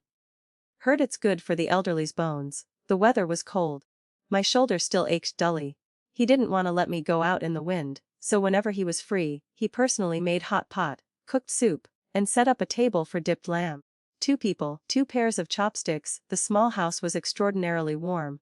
After a heavy snow, I heard news about old acquaintances I hadn't asked about for a long time. Yet the news came from the old housing complex. That day I went back there to pick up things, neighbors pulled me over to gossip. It was that boy Joey you saved. The neighbor sister-in-law said while hanging clothes. Commander Zhao went from the district hospital to the city hospital, consulting who knows how many experts to save his life. But his 2 legs are considered gone, and 1 finger was also broken.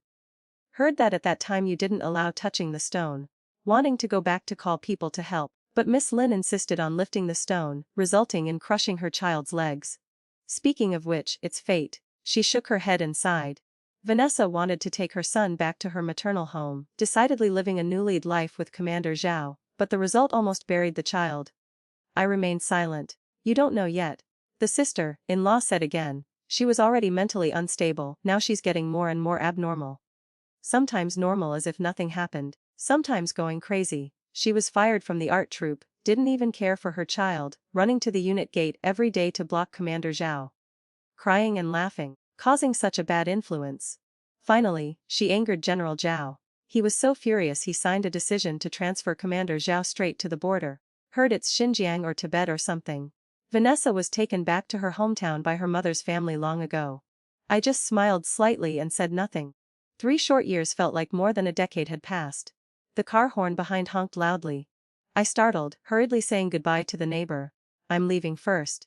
The sister-in-law waved, watching Gabriel's car parked outside the alley, clicking her tongue in praise. What luck, meeting someone both rich and clingy. Even better than Commander Zhao before. The daughter-in-law over there must be crying until she faints. This time back in the countryside, I took Gabriel to the Martyrs Cemetery to visit Dad. The trees were green, rows of tombstones lined up neatly in the cold wind. I wore my uniform, stood at attention and saluted. Dad, today I brought Gabriel to visit you. He treats me very well, much better than Julian did before, rest assured Dad. Gabriel held a bouquet of fresh flowers and placed them in front of the tombstone, his expression rarely this serious. I glanced at him, but he nudged me lightly. Go stand over there for a moment, I want to talk to Dad for a bit. What Dad? I glared at him. I haven't even nodded in agreement yet. And you're already claiming him as yours in front of my father. My mouth said that, but I still obediently stepped back, leaning against a pine tree and watching the wind blow through the rows of white tombstones. In the biting cold air, Gabriel's low voice drifted over vaguely. I couldn't hear the exact words, only seeing his back straight and upright. Uncle, rest assured. From now on, I will definitely take good care of Audrey. I will absolutely not let her suffer any more disadvantages. To be honest, I am very worried about her profession, but I respect you and I respect her, so I won't interfere. I will only silently protect her from behind. I will let you see that Julian and I are not the same. I love her. I love Audrey. What are you saying that's taking so long? I intentionally spoke up. Hurry up or we'll miss the bus. It's fine, if we miss it, I'll drive us back. He laughed. Let you go back to the village and brag that you caught a poor golden turtle. Not far from the tombstone, an out-of-season dragonfly landed on a pine branch. Its fragile wings trembled slightly, as if watching our two backs walking further away. I suddenly turned my head, feeling as if someone was watching me, but there was only the silent forest of stone steles. What's wrong? Feeling uncomfortable? No, I shook my head and left the cemetery with him. Before the Lunar New Year that year, the two of us returned to Hunan. Mrs. Keene was very satisfied with Gabriel. You brought so many things last time, why bring even more this time? I rolled my eyes and saw that the small house had been renovated, whitewashed, and a black and white TV was placed in the corner. A crowd of neighbors, adults and children alike, sat around. Seeing me return, they all greeted me enthusiastically. TV, washing machine, telephone are all installed. The first house in the village to have them. Hunan is a poor countryside, so just the richest family in the village buying a TV caused a stir in the whole village. Now my mother's house had a TV, a washing machine, and even a landline telephone. It was heard that the future son-in-law transferred money back and told people to install them. Everyone in the village knew the Chin family's daughter was a combat hero, and she even found a husband who was both capable and sincere. Everyone praised her whenever mentioned. That evening when I got home, Gabriel was in the kitchen stir-frying meat. Why did you spend so much money? I leaned against the door frame and asked. It's fine, he answered nonchalantly. It hasn't even cut into the betrothal gift money yet. Ah, taste this tonight to see if it resembles your mom's stir-fried pork with peppers. We celebrated New Year's Eve in Hunan. That night, I agreed to his proposal. The whole village saw brilliant fireworks lighting up a corner of the sky. The villagers looked up with both envy and blessings. Gabriel knelt on one knee in the snow, holding a bouquet of fresh flowers. The light of the fireworks reflected on his face, truly looking like a movie actor stepping out from the silver screen. A year later, we got married. A movie based on our love story was invested in and produced by him. The scene of kneeling and setting off fireworks to propose became a trend throughout that year, imitated by countless people, appearing everywhere from cities to villages. At the end of the year, I gave birth to twins, a boy and a girl. The boy was named Asher Chin, and the girl was named Natalie Kien. He insisted on recording both names in the Chin family genealogy. Hugging me tightly in the hospital, Gabriel smiled until his eyes narrowed. We will be even happier in the future. But right now, I still hadn't stepped through the gate of the National Security Bureau. I gathered the red silk scarf Julian gave me and the entire closet of red dresses he once forced me to wear, giving them all away to others. After cleaning up, it was already dark. The apartment in the housing complex was clean and bright, no longer holding any traces of me. I walked a lap around the familiar barracks, passing the shooting range. There was night training tonight. Soldiers lined up in a long row practicing shooting under the night sky. Some were blindfolded, some were running and shooting. Julian and I met for the first time right here. At that time, in my eyes, he could hit the target from 100 meters away. He seemed to glow. Just as I was about to turn and leave, Instructor Lewis suddenly saw me and ran over hurriedly. Audrey, you have to leave tomorrow. Although the mandatory divorce papers with Commander Zhao have been approved by the organization, he still doesn't know yet. after you go to the National Security Bureau. It's very likely that you two won't see each other again in this lifetime. Commander Zhao hasn't gone out on a mission these past few days. Do you really not want to see him one last time? I smiled. If there's a chance I'll say goodbye, but to say goodbye I have to meet the person first. That night, Julian still didn't come back. The bell struck midnight. I opened my eyes to look at the ceiling, finally sighing softly. November 28th. The countdown for my departure from this place was less than 10 hours. The time I had to report to the National Security Bureau was 10 a.m. I woke up at 6 a.m. Took out the wild vegetables Mom stuffed into my bag last time, intending to make a few wild vegetable pancakes to take along. Perhaps I really wasn't good at cooking. The first few pancakes were all burnt. The smell of dry, burnt flour rushed straight up my nose. I tried a bite and immediately regretted it. It was so bitter I couldn't swallow. Paf, disgusting, I sighed, and before I could decide whether to force myself to swallow it all so as not to waste the flour, the room door clicked open. Julian finally returned. He stood at the threshold looking at the distorted pancakes on the table, clearly showing surprise. You made this? Before I could answer, he reached out and took one, sitting down on the chair and eating it bite by bite. I thought he would frown, but unexpectedly, he swallowed piece after piece very quickly, finally commenting calmly. Not bad. Your skills have improved. He looked truly hungry. Just after finishing one, he wanted to reach for a second. I glanced at the pancake I had bitten halfway through, feeling reluctant to let him eat any more. This thing was no different from punishment. I immediately picked up the whole plate and hugged it straight into the kitchen. Don't eat any more. Even I can't swallow it. Go to the canteen and buy breakfast. As soon as I turned around, my waist was hugged tightly. The warmth from a man's chest pressed against my back, his chin resting on the hollow of my neck. A faint smell of antiseptic lingered. We hadn't been this close for a very long time, but the closer he got, the stronger the smell of disinfectant on him became. Instructor Luo said he didn't have a mission recently. I didn't understand why the hospital smell clung so tightly. I just needed to think of the medical station, and the child lying in that infusion room, to know where he had been for the past few days. He was probably keeping watch beside Vanessa's son. I was about to push him away when his low voice whispered in my ear. We should also have a child, shouldn't we? My whole body went stiff. For a moment I didn't know how to answer. Why aren't you saying anything? Didn't you always want to have a child before? Yes, I used to want one very much. Just hearing anyone mention children, I would secretly imagine in my heart. Who would the child look like? Running in the yard. What would they call me? If I had heard this sentence 3 months ago, I would surely have been happy to the point of insomnia, but now it was too late. I used all my strength to push him away. Turning back to look straight into his eyes, trying to suppress the tremors in my heart, and spoke calmly. I have something important to tell you. I'm preparing to leave. Before I could finish, the room door was pushed open. Vanessa rushed in with disheveled hair, looking panicked. Julian, Joey has a high fever again, but he insists on not taking medicine. He keeps asking to see you. Can you come coax him a bit? The hand holding mine immediately let go. Wait for me to come back and we'll talk. He only had time to leave such a sentence before immediately running out after the mother and child. The door clicked shut, and silence immediately flooded in. I didn't understand why this time I didn't feel aggrieved or angry. I only felt a strange sense of relief. I looked at the closed door, smiled, and waved lightly as if saying goodbye to someone who had gone very far away. Julian, goodbye. Outside the corridor, the cold wind blew howling. The man's footsteps suddenly paused for half a second. He turned his head to look at the closed door, a vague sense of unease rising in his heart. As if after that goodbye, he would never have time to hear me say see you again. But Vanessa's urging voice pulled him back. Go quickly, my son is waiting to take his medicine. Julian swallowed his unease, reassuring himself. Anyway, the two of them were married.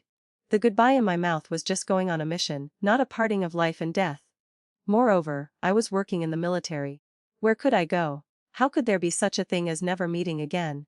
Thinking so, he strode away from the housing complex, while I pulled my suitcase, locked the door, and didn't look back. At 10 a.m., I was present in front of the gate of the National Security Bureau. Officers in uniform stood in rows, the epaulets on their shoulders shining, their badges under the cold early winter sun looking even sharper. I straightened my collar and took a deep breath. In a flash, I seemed to see my father's shadow standing at the furthest end of the rank, smiling at me. Hello Dad, your daughter has returned. I will wear your badge again, accept your flag. In the place where you once fought, I will complete your unfinished wish. I stood at attention facing the national emblem, facing all future comrades. Saluting solemnly, my voice resonating, I Audrey, daughter of martyr National Security Officer Howard, report for duty. Opposite me, the rows of officers saluted in unison, their response like thunder. Welcome Comrade Audrey to the team. The sound of neat footsteps, the decisive commands, every sound was like a nail driven into my chest. From that moment on, I was no longer the wife silently hiding behind the back of a battalion commander. I was a national security officer, bearing a new number, bearing a new code name, and bearing my father's last name. 1 week later in the afternoon, Julian finally returned home. He still clearly remembered the sentence, "Wait for me to come back," that he threw behind before running after the mother and child. Going to the hospital, he still felt a vague guilt in his heart. Joey's condition was serious and he couldn't leave. Vanessa had just entered the art troupe, her new job hadn't been stable for long. He could only run back and forth between the barracks, the medical station and the art troupe. Waiting until the child's illness stabilized, his superiors assigned him an urgent mission. Rushing back and forth, it wasn't until this morning that he finished. Returning to the housing complex, he called out habitually, "Audrey, I'm back." Only silence responded. The sunset cast a layer of pale gold on the floor. The room felt extraordinarily empty, as if someone had sucked all the warmth out of it. He looked around, feeling like something had disappeared, but couldn't name it immediately. His right eyelid twitched continuously. A groundless panic struck from nowhere. He strode into the bedroom. The bed was still laid out smoothly. The floor was clean without dust. As if urged by something, Julian walked straight to the wardrobe, carrying an indescribable bad feeling, and opened the cabinet door. Half the wardrobe was empty, only his uniform and clothes remained, neatly hung in rows. The rest was empty. His heart suddenly tightened. Where are the red dresses? The image of the first time he met me on the stage of the gala night appeared in his mind. I wore a red and white polka dot dress, spinning to the rhythm. Every dance step seemed to step on his heartbeat, thump thump. Since then, he always bought me red dresses. The newest styles, the most beautiful shapes. As long as I wore them, he could stand and watch all day without getting bored. Recently, he suddenly thought maybe we should have a child. No need to wait until next year. I always wanted a child, boy or girl didn't matter, as long as they looked like me, like a miniature version of Audrey. Thinking of that, the feeling of guilt rose again. Was it because the mission kept her at the military district so she couldn't come home in time? It was this late and there was no sign of her. He turned on all the lights. Everything looked the same as before. The double bed was placed neatly. The thin mattress was folded like a block of tofu. The bedsheet was taut without a wrinkle, as if no one had slept there for a long time. He looked up and scrutinized every corner of the room. It wasn't an illusion. There really wasn't a single item belonging to me left. The unease in his heart grew heavier, heavy to the point he couldn't close his eyes. He began to suggest to himself, she must have gone on an urgent mission. Perhaps the mission was very important so she didn't have time to leave a message. Could something unexpected have happened? Was she injured? Did she get to eat anything decent? Was the destination very far? He recalled the times he went on missions through the night, thinking of the scene of me curling up alone in this house. Suddenly he felt a pain in his chest as if something was slowly squeezing it tight. Audrey, I miss you. For the first time, he seriously realized the suffering of the person left behind. He stood up and went to the living room to look around to see if there was anything belonging to me that could comfort him. The red silk scarf he bought I hadn't even worn once. Was it that I didn't like it? The closet of red dresses he bought I hadn't worn again for a long time either. Since getting married, he hadn't seen me wear a red dress to dance with him again. Wait until I return, he would take me to the store, tell me to choose everything I liked myself, tell me that from now on, he would remember all my preferences. While he was dreaming about the future, he suddenly discovered the bedside lamp was gone. The photo frame of the two of us together was also missing. Even the small items I bought myself when we got married, things that bore my trace, had disappeared. The whole house no longer had any mark belonging to me. I had disappeared. He almost immediately rushed to find Instructor Luo to ask if I had gone on a mission. Where to? When would I be back? But now it was too late at night. That night Julian stayed awake till dawn. When the morning training command rang out like a war drum in the yard, he couldn't take it anymore and rushed straight to the military area to find the instructor. Not seeing him in the office, he looked out into the yard and saw Instructor Luo sitting in a car driving toward the administration building. Julian chased after him. When he pushed the door open to enter, the instructor's sentence was still hanging unfinished in the air. The matter of Comrade Audrey and Commander Zhao's mandatory divorce still must be made public. Otherwise, the divorce paper stamped with bright red ink lying on the table. He didn't say a word, snatching it straight from Instructor Luo's hand. The more he looked, the worse his face became. The line, "Applicant Audrey." The signature below in strong strokes, and his father's seal with the surname Zhao stamped next to it, dazzling to the point of pain. Julian crumpled the paper tight, turning to leave the office. On the way, the neighbor sister-in-law was hanging clothes. Seeing him walking as if running, she couldn't help clicking her tongue and muttering, "Going in such a hurry. Was he really dumped by his wife?" At the Zhao family home, Julian spread the divorce paper out in front of his father. The temperature in the room seemed to drop a few degrees. General Richard Zhao glanced at his son, then looked down at the paper, his eyes cold as frost. "The organization has approved it. You two have officially dissolved the marital relationship. I didn't even know about the divorce myself." Julian's voice was hoarse. His father was the commander of the military district. Obviously, this matter had his intervention. She was so determined, what use would it be even if you knew? Julian froze. "But I don't want a divorce. I don't want to." "Now you say you don't want to." General Zhao's voice grew colder. "Your affair with Vanessa. Did you think I didn't know how it reached my ears? Audrey couldn't possibly not have heard. Now you say you don't want a divorce." Thinking of the grievances I had swallowed for years, thinking of my calm eyes the day I gave him the application to stamp, an indescribable anger rose in his heart too. Angry at his son and angry at himself. "When she treated you well, what were you doing? Now that she doesn't want to flatter you anymore, you finally remember." He slammed the teacup down on the table hard. The sound of wood colliding made the whole room vibrate. "She left but still knew to save you a bit of face. She didn't give the divorce paper to you to sign, only gave it to me, not wanting you to lose face before the entire army." The atmosphere was heavy to the point of freezing. Father and son faced each other, neither willing to back down. General Zhao warned in a low voice. "I don't need to know if you are sincere or pretending with her.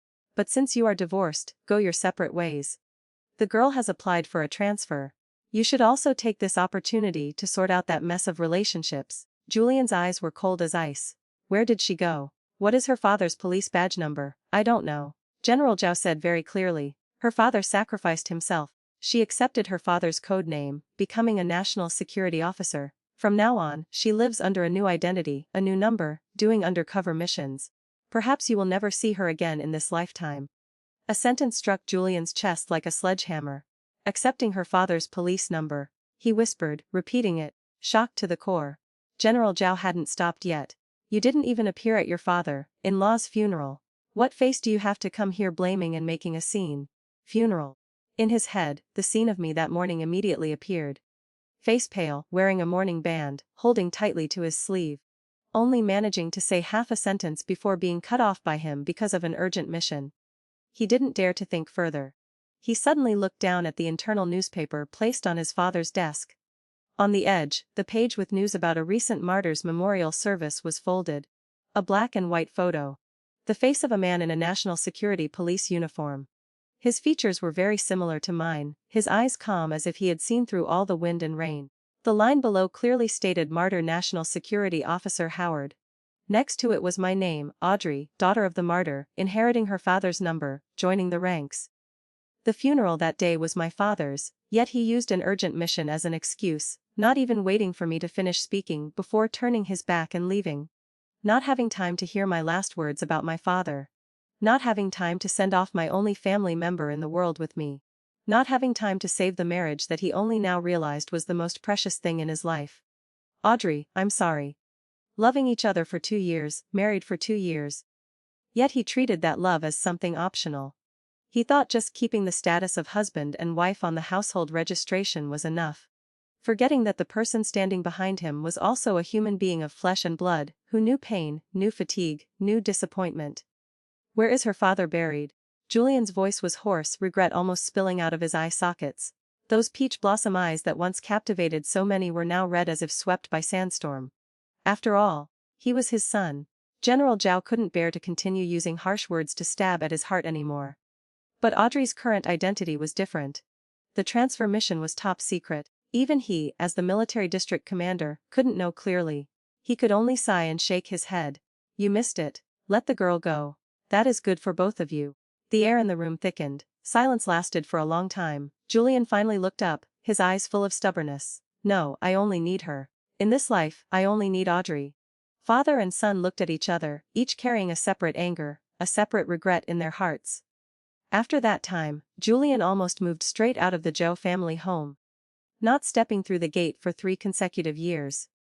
The news that Audrey and Julian divorced, and furthermore that she applied to transfer out of the military district herself, quickly spread throughout the unit. At the art troupe, as soon as Vanessa heard the news, she ignored the evening practice schedule and took advantage of the break to rush to the barracks. Julian, you and she divorced. The question was a query, but in her eyes, there was certainty and unconcealed joy. Following old habits, she intended to reach out and pull his shirt hem like in previous years. Unexpectedly, the man in front of her took a half step back, directly avoiding her touch. Julian's voice lowered, stiff. No, I don't agree. Vanessa froze, opening her mouth but making no sound. A moment later, her eyes began to turn red, tears welling up. Julian, no matter how many times you refuse me, I still want to say one last sentence to you. I still like you. Never changed. Since leaving you, I have regretted it. But I had no choice. Can we really not go back? Clearly we didn't cross the line, we were innocent. Yet Audrey still wrote the divorce application herself. She basically doesn't trust you. For a woman like that, enough is enough. Julian cut her off, his eyebrows knitting tightly. I love her. Vanessa choked immediately. She stared wide-eyed at him, her expression incredulous. Julian looked straight at the opponent, his gaze so serious there was no crack to hide in. That's right, I love Audrey. Previous times refusing Vanessa's confession. He still firmly believed he was fulfilling his responsibility to the marriage, fulfilling the duty of a husband. But only when Audrey truly turned her back and left did he realize that feeling of being hollowed out, panicked, uneasy, like losing the air to breathe. It wasn't habit, but love. A love so pure it made people afraid. He didn't remember exactly when it started. Was it the first time the little girl with braided hair, her hands not yet used to holding a gun, stood in front of him when he was wrongly scolded by a superior? Was it the night he collapsed in the dormitory heartbroken, and she quietly sat by his bed, clumsily cooking a bowl of mushy noodles that he found to be the most delicious thing in his life? Was it when he escaped the shadow of his old love, seeing her smile under the sun, his heart suddenly missed a beat? Was it the clumsy stolen kiss after confirming the romantic relationship, her face turning bright red, awkward to the point of silliness, while he felt the world suddenly become much gentler? It was countless days and nights she ran like a spinning top between the unit and the kitchen, practicing cooking more, practicing patching uniforms for him, reminding herself he was tired, she had to take better care of him. It turned out he had fallen deep long ago, only he himself refused to admit it. Julian closed his eyes slightly. In the darkness were images of Audrey. Laughing, angry, focused, cold, resolute, each feature etched into his heart. When he opened his eyes, his gaze was clear as if having pierced through a thick layer of fog. He pulled out a file bag and handed it to Vanessa, his voice distant. Your work certification has been approved. Your mother's household registration, I have also reported to transfer back to your name. From now on, there is only a work relationship between us. Vanessa was stunned, her fingers gripping the edge of the file bag until they turned white. 3 years later, at the gate of the military district, the guard stood straight, solemnly raising his hand to salute the green military car driving into the barracks. As the car body glided past, just a glimpse of half a handsome face behind the window was enough to make a few officers' wives passing by turn their heads. That's Commander Zhao. Heard he's been divorced for 3 years and still hasn't found a new partner.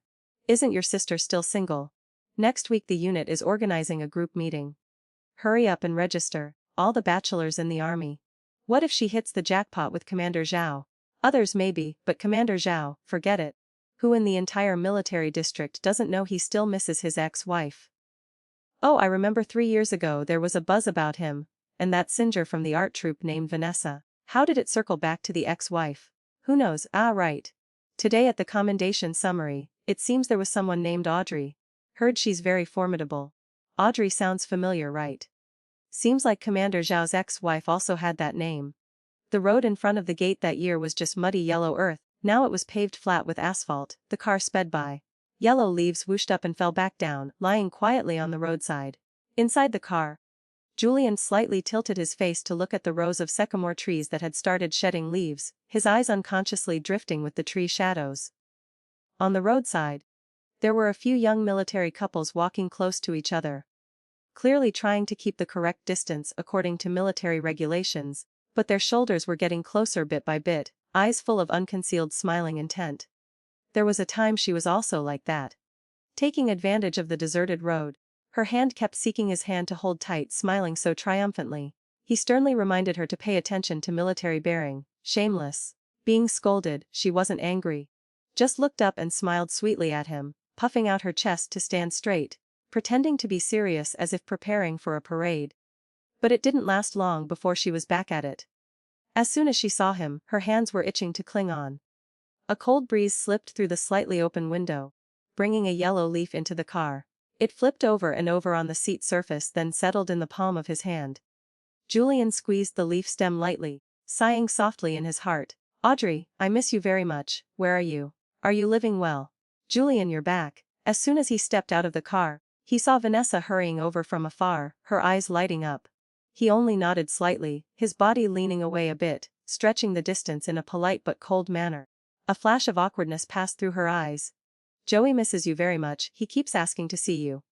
Before Julian could answer, the hall door burst open. Several military wives and family members poured out, the atmosphere lively. He frowned slightly. Vanessa hurriedly explained. "Probably the award ceremony just ended. You were supposed to go up to present the awards. But you were on a business trip and couldn't make it back in time, so I heard General Zhao went up to present it himself."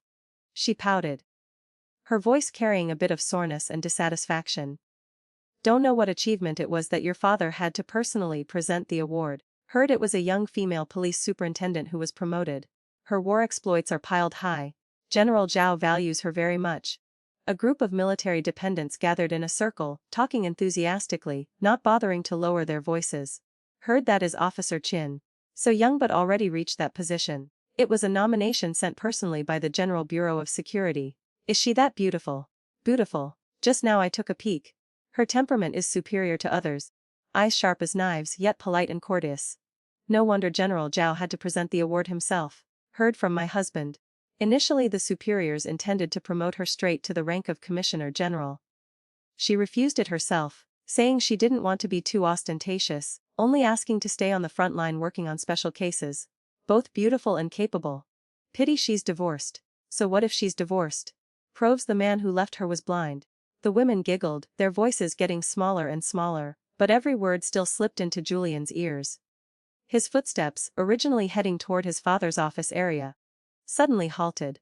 Among the military dependents, someone glanced at him, immediately pulling the arm of the person next to them and whispering, "I heard Officer Chin is exactly Audrey from 3 years ago, Commander Zhao's ex-wife." A clear tremor spread down Julian's spine. He turned abruptly, his voice carrying a bit of hoarseness from losing control.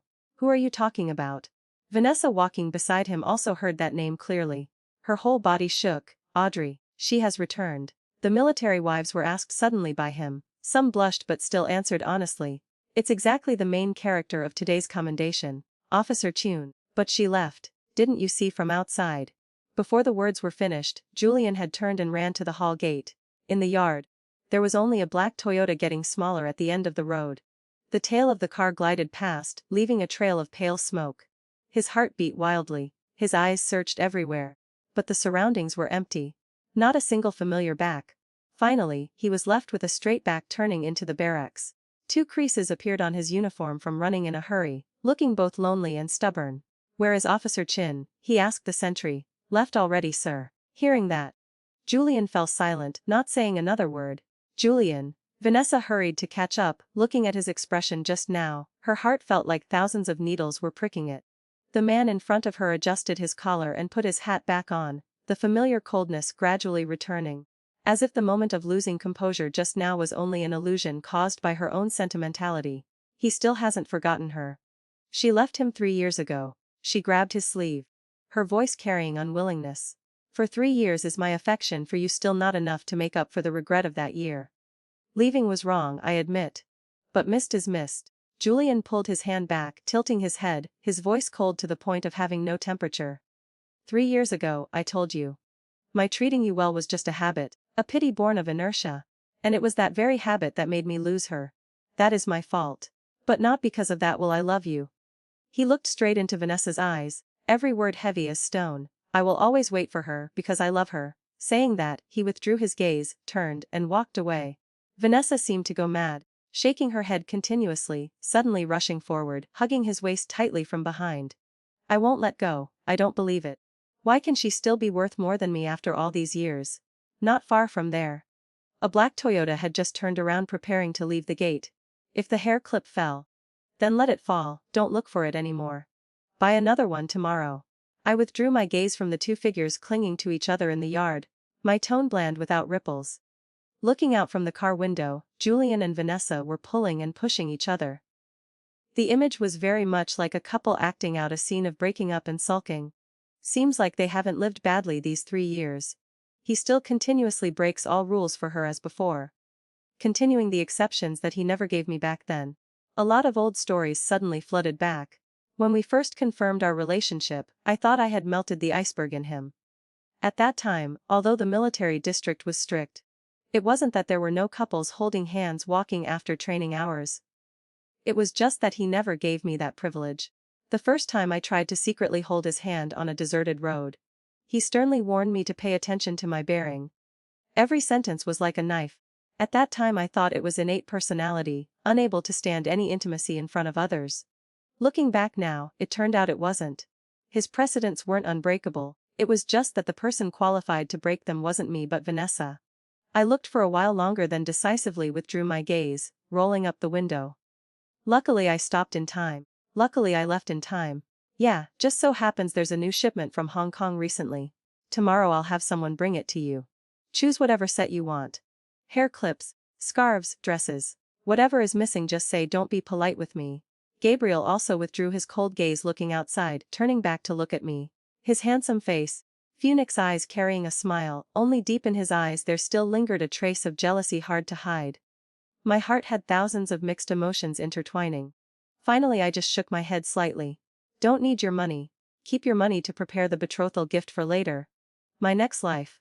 I want to use my own hands to buy everything I like. Don't need things falling from the sky, also don't need you to buy the full set for me every time something new hits the market. I finished speaking. Gabriel just nodded. Didn't retort further. But I knew no matter what I said, as long as he decided, he would still buy. He tilted his head to look at me, sitting straight, backed in the pressed uniform, his eyes suddenly deepening a few shades. Audrey is truly imposing like no other. Living to this age, I've truly rarely seen anyone with an aura like yours. For the past 3 years, although always side by side most of the time I wore plain clothes, my identity was an undercover agent just like a normal city girl. Dresses, coats, leather shoes, fair face. Delicate features. Both temperament and appearance didn't look like a soldier. On the contrary, looking more like a movie star just stepping out of a film set.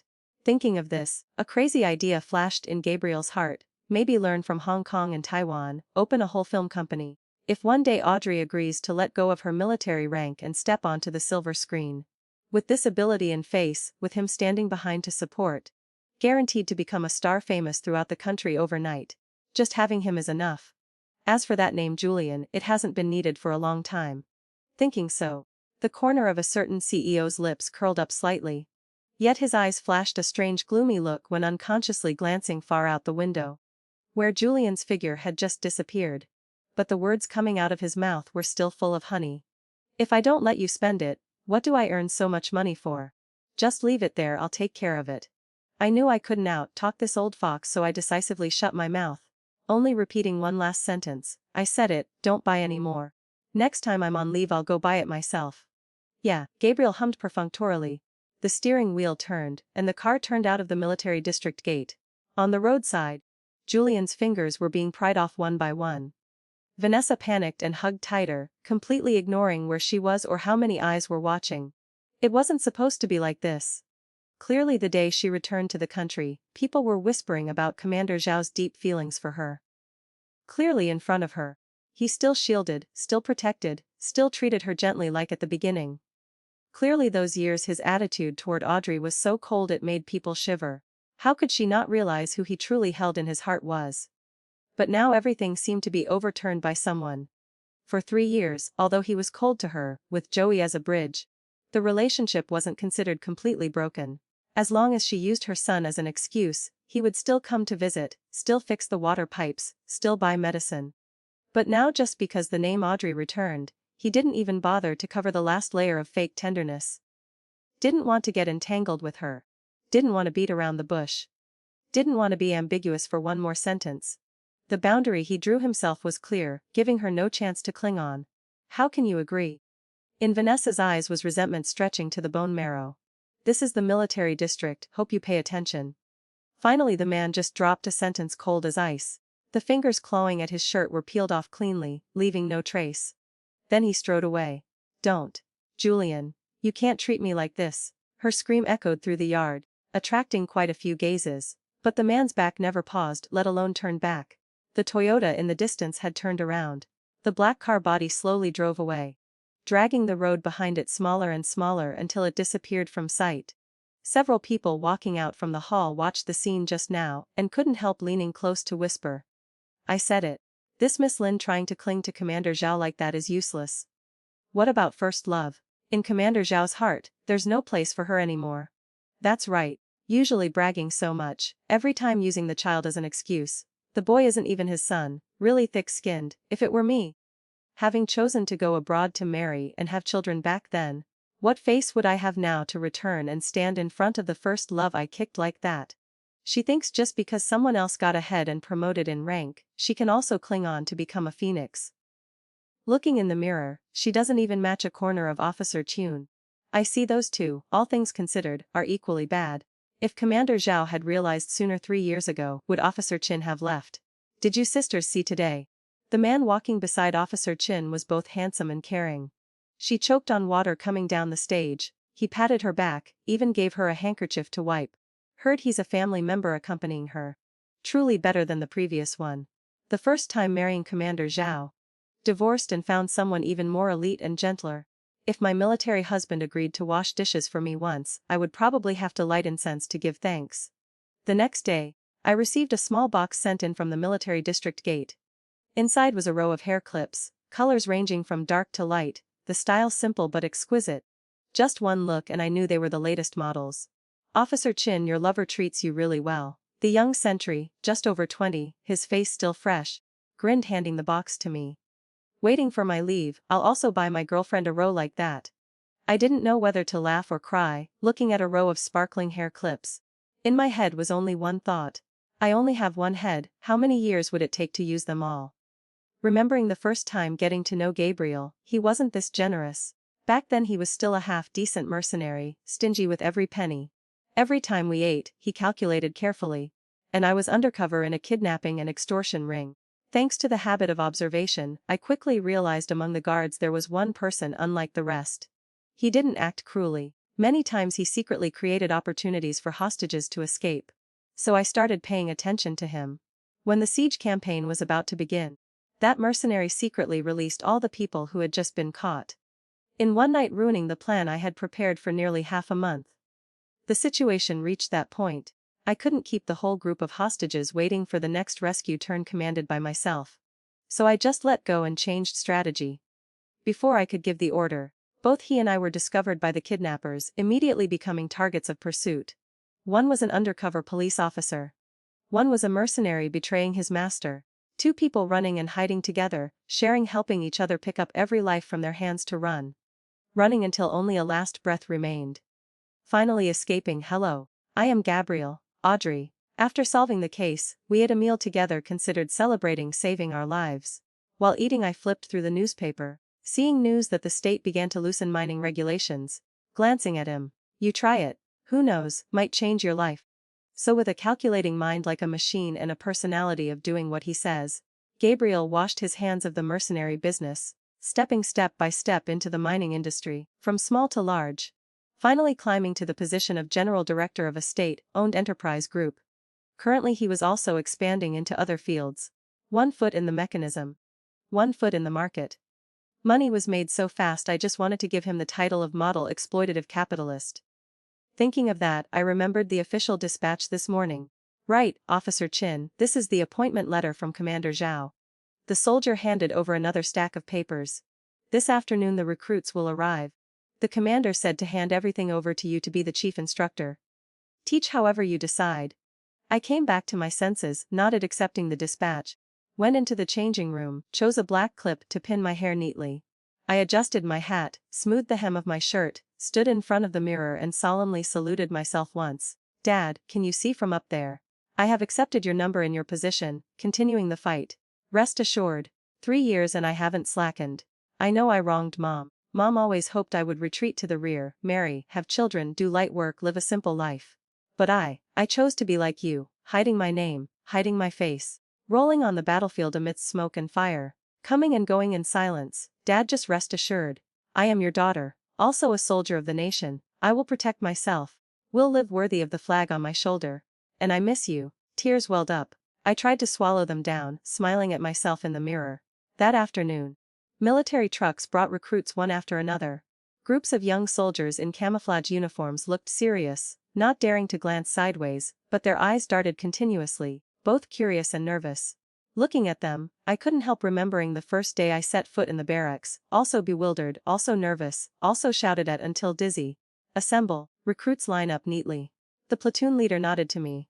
Numbers full, yeah. I held the megaphone, my voice neither fast nor slow. About face. Carrying heavy weights, run 10 kilometers.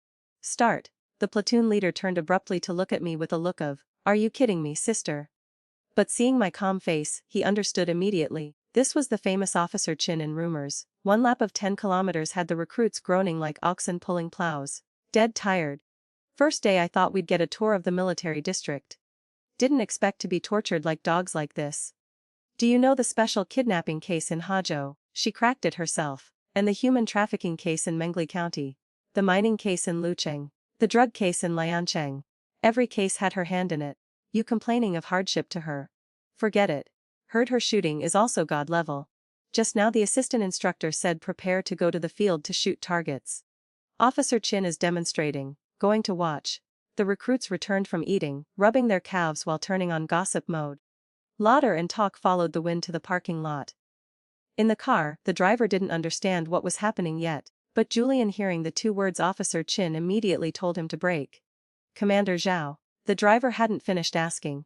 He had already opened the door, striding toward the shooting range. Wow, every shot hits, oh my god, is this a person or a gun god? Recruits standing outside the fence craned their necks to watch and gasp. On the field, I squeezed the trigger shot after shot. Movements neat, the gun recoiled up. The bullet planted accurately into the marked point, ending the shooting series. I lowered the gun, skillfully disassembling each part, silently counting the time in my heart. 3 seconds, 2 seconds, Audrey. A familiar deep male voice rang out at the exact moment. I placed the last part of the gun on the table. I turned around. Julian stood there. Still tall. Still in neat uniform. His face calm as if nothing had ever happened. Eyes met for 2 seconds. Both raised hands to salute instinctively. Commander Zhao, Officer Chin. The autumn wind blew past. Yellow leaves fell scattered. Sunlight slanted on the shooting range. Everything was so clear one could almost hear their own heartbeat. Didn't know if it was the wind blowing into his eyes or not. But Julian suddenly saw the figure in front of him become blurred. He wanted to blink. But afraid just one blink, all would vanish like a fleeting dream. I raised the megaphone again, calmly ordering the recruits to return to the dormitory. Voice decisive, gestures calm, the aura completely different. The girl who once bewilderedly chased his footsteps 3 years ago. The hurt was an old story. New missions were waiting. Assemble. Dismissed. The shooting range gradually quieted down. Only the sound of wind blowing through the gun tails on the asphalt road leading back to the dormitory remained. We walked side by side, shoes stepping on dry leaves creating a crunching sound. Having once gone through so many missions together. Together in and out of war zones. Yet at this moment, he felt himself awkward, no different from the newest male recruit. Audrey, he opened his mouth, his voice lower than usual a bit. 3 years. Have you lived well? Which table near the door? In the subconscious of a criminal police officer, the word casual never existed. I still held Gabriel's hand tightly, his fingers were slightly cold, but his palm was sweaty. He looked down at me, his voice lower than usual. What's wrong? Your face is completely pale. I didn't answer immediately, forcing myself not to turn my head. My gaze paused on the table in front, looking as if I were studying the menu, but my nerves were stretched to the limit. The wind chime at the door was still vibrating gently. A stream of cold air from the crack in the door rushed in, carrying a very familiar smell. The scent of faint disinfectant, cheap tobacco, and the metallic smell of a gun hidden on a person. After so long that mixed smell hadn't changed. Hajo, the dark damp room smelling of mold. In the basement were groans that were stifled midway. That man sat on a chair, legs resting on the table, one hand holding a glass of wine, the other patting the barrel of a gun. Tony Wu. In my head, that name appeared as clearly as if I had just heard it this morning. I took a deep breath, let go of his hand, my voice trying to remain calm. Don't turn back. Don't look. Just pretend I'm talking nonsense. But remember carefully, from now on, don't show anything unusual. I knew I couldn't explain too much. And certainly couldn't say directly that a wanted criminal was sitting a few meters away from us, very likely carrying a weapon. Gabriel intended to ask further. But seeing my eyes gradually sharpen, just like the first time he met me amidst a siege of gunfire, he finally just nodded silently. Okay, I'll listen to you. I pursed my lips, pretending to hold up the menu, lowering my head to cover half my face, my eyes still observing through the reflection on the glass surface of the bar counter in front. Two men had just sat down at the table next to the door. One was short and fat, wearing a thick gold chain around his neck, hands placed on the table but arms not relaxed. Elbow position slightly high, enough to draw something from inside his jacket at any time. The other was tall and thin, hair slicked back, a flattering smile on his face. But his fingers tapped a rhythmic beat on the chair arm. The tapping rhythm was like the internal communication signal that their gang often used. I looked at that broad back. The slight downward curve of the right shoulder, the slightly dragging footstep when entering the door. It was identical to the file I had viewed countless times. I didn't need to turn around to know who it was. Tony Wu, the drug and arms trafficking criminal listed as a top priority wanted fugitive. That year, because of him, we lost 3 comrades. His file had sat at the top of the stack in the case storage room in Hajo for several years without being taken down. I felt my chest tighten, my mind working fast. This wasn't a crime scene, this was a Western restaurant in the middle of a busy shopping street, with guests of all classes. Just one stray bullet would cause unimaginable consequences. But from the moment he walked in, the danger was no longer an if. I lowered my head and reached behind my back, my index finger hooking slightly over my waistband, touching the position of the hidden gun, not to draw it but to remind myself. In an emergency situation, all actions must be simple, decisive, one shot to hit the target, absolutely no hesitation. Gabriel recognized that movement. His face, originally quite gloomy due to jealousy earlier, immediately darkened. The usual cheerfulness or playfulness disappeared without a trace, leaving only the instinct of someone who had once rolled in the underworld. What do you want to do? He mouthed the words, making no sound, looking straight at me. I also mouthed back, contact, evacuate, control, limit casualties. Just a few short words, but enough for the two of us to understand each other. I couldn't let Gabriel get involved in an official operation. This was the jurisdiction of the National Security Bureau. I had no right to drag a civilian in, no matter how special his identity was. I shook my head slightly, signaling him only to coordinate, not to participate. Just then, the sound of military boots stepping on the stairs came from outside. I didn't need to turn around to guess who was coming. Julian.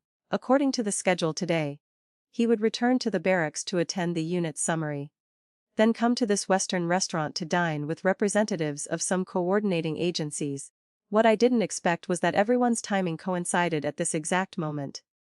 The glass door reflected his shadow with a straight back, cap placed neatly on his head. Just getting out of the car, before he could take off his coat, his footsteps stopped midway because of a sound. It was the sound of metal striking metal, very small. But for someone who had experienced the battlefield, it was a sound that couldn't be more familiar. The sound of a gun being cocked. My body stiffened for a fraction of a second, feeling as if the whole world shrank to a single point. Space, position, trajectory, number of people, danger radius, everything was calculated by the brain in an instant. The table near the large glass door. If the gun fired, the bullet path would go horizontally, first skimming past the bar counter and the table next to the aisle before reaching the area deep inside. And currently, the table closest to the aisle was our table. I had no time to think about whether to hide or avoid. The instinct of a police officer only had time to scream a single sentence in my head. Protect the innocent, don't let them escape. I grabbed Gabriel's hand tightly, my voice deepening, every word distinct. Listen to me, get down. Not waiting for his reaction, I used force to pull his whole body down. Simultaneously leaning over, one hand bracing on the table edge, one hand lowering my center of gravity, preparing to lunge toward the source of the sound. The wind chime at the door rang again. As the crisp sound just ended, another sound tore through the wind. A gunshot. In an instant, the bullet shattered the peace of the restaurant. Everything seemed to slow down. The water glass on the table shattered, glass dust flew up. The horrified eyes of ordinary guests suddenly thrust into the danger zone. The sound of chairs scraping against the floor, screams choked in throats.